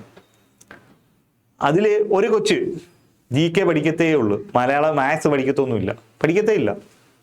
ഒരു പരീക്ഷയ്ക്ക് ഫുള്ള് മാർക്കും GK സ്കോർ ചെയ്ത് ഫുള്ള് മാർക്ക് സ്കോർ. അത് വലിയ പാടുള്ള പരീക്ഷയൊന്നും അല്ലായിരുന്നു. ഒരു LGS എക്സാം ആയിരുന്നു. 70 മാർക്ക്, ഇപ്പോഴേ കുറച്ചാളായി 70 മാർക്ക് ആ കൊച്ചു സ്കോർ ചെയ്തു LGSനകത്തൊന്നും. പക്ഷെ ആ കൊച്ചിന് ജോലി കിട്ടില്ല. പക്ഷെ ഒറ്റ മാത്സ് ഒരു 30 മാത്സ് ഉള്ള ഒരു സമയത്ത്, ഇപ്പോഴേ കുറെ നാൾ മുമ്പുള്ള കേസ് പറയാൻ 30 മാത്സ് ഉണ്ടായിരുന്നു, 70 GK ചെയ്തു. ആ പരീക്ഷയുടെ കട്ട് ഓഫ് 80 മാർക്കായിരുന്നു. ആ കൊച്ചിന് ജോലി കിട്ടിയില്ല. കിട്ടാഞ്ഞ കാരണം വേറൊന്നുമല്ല, 70 ആ കൊച്ചു സ്കോർ ചെയ്തു. ഒരു 10 മാത്സ് പോലും ചെയ്യാൻ ആ കൊച്ചിന് അറിയത്തില്ല. ഒരു 10 മാത്സ് ആ കൊച്ചു ചെയ്താൽ ആ കൊച്ചിന് ജോലി കിട്ടിപ്പോനെ. ഒരു 15 മാത്സ് കിട്ടിയായിരുന്നെങ്കിൽ ആ കൊച്ചിന് നല്ല റാങ്കിൽ എത്തിയേനെ. മനസ്സിലായോ? അപ്പോൾ അതാ ഞാൻ പറയുന്നത്, മാത്സിനും ഇംഗ്ലീഷിനും മലയാളത്തിനും റാങ്ക് തിരിക്കാനുള്ള കഴിവുണ്ട്, GKക്ക് മാത്രമല്ല. അപ്പോൾ നിങ്ങൾ ആ ഒരു ഓർമ്മയോടുകൂടി ഈ എല്ലാ സബ്ജക്റ്റിനും ഒരേപോലെ പ്രാധാന്യം കൊടുക്കണം. ഓക്കെ, കൂടുതൽ കാര്യമായിട്ട് നമുക്ക് പിന്നെ കാണാം. ഓക്കെ, നമ്മൾ കൂടുതൽ വീഡിയോസുമായിട്ട് വരും, കൂടുതൽ ക്ലാസ്സുകളെല്ലാം വരും. ഓക്കെ, അപ്പോൾ നിങ്ങൾക്ക് എന്ത് അഭിപ്രായം ഉണ്ടെങ്കിലും നിങ്ങൾ കമൻറ്റ് ചെയ്യുക. അതിനനുസരിച്ച് നമ്മുടെ ക്ലാസ്സിനകത്ത് എന്തൊക്കെ മാറ്റങ്ങൾ വരുത്തണോ അതെല്ലാം നമ്മൾ ചെയ്തിരിക്കും. നമ്മൾ ഫുള്ള് മാർക്ക് സ്കോർ ചെയ്യിടും, മൊത്തം മാർക്കും നമ്മൾ പിടിക്കും. 20ൽ 20 നിങ്ങൾ ധൈര്യമായിട്ടിരിക്കും. 20 മാർക്ക് നമ്മൾ പിടിച്ചിരിക്കും. നിങ്ങൾക്ക് കറക്റ്റായിട്ട് ക്ലാസ് അറ്റൻഡ് ചെയ്തിരിക്കുകയാണെങ്കിൽ ഫുള്ള് മാർക്ക് നമ്മൾ സ്കോർ ചെയ്തിരിക്കും. ഞാനുണ്ട് 20ൽ 20. മാത്സിനകത്ത് എന്നെ കൊണ്ട് പറ്റുന്ന എല്ലാ ട്രിക്കുകളും നിങ്ങൾക്ക് പറഞ്ഞത് മാക്സിമം ക്വസ്റ്റ്യൻസ് നമ്മൾ പിടിച്ചിരിക്കും. Okay, by. അടുത്ത ക്ലാസ്സിൽ കാണാം.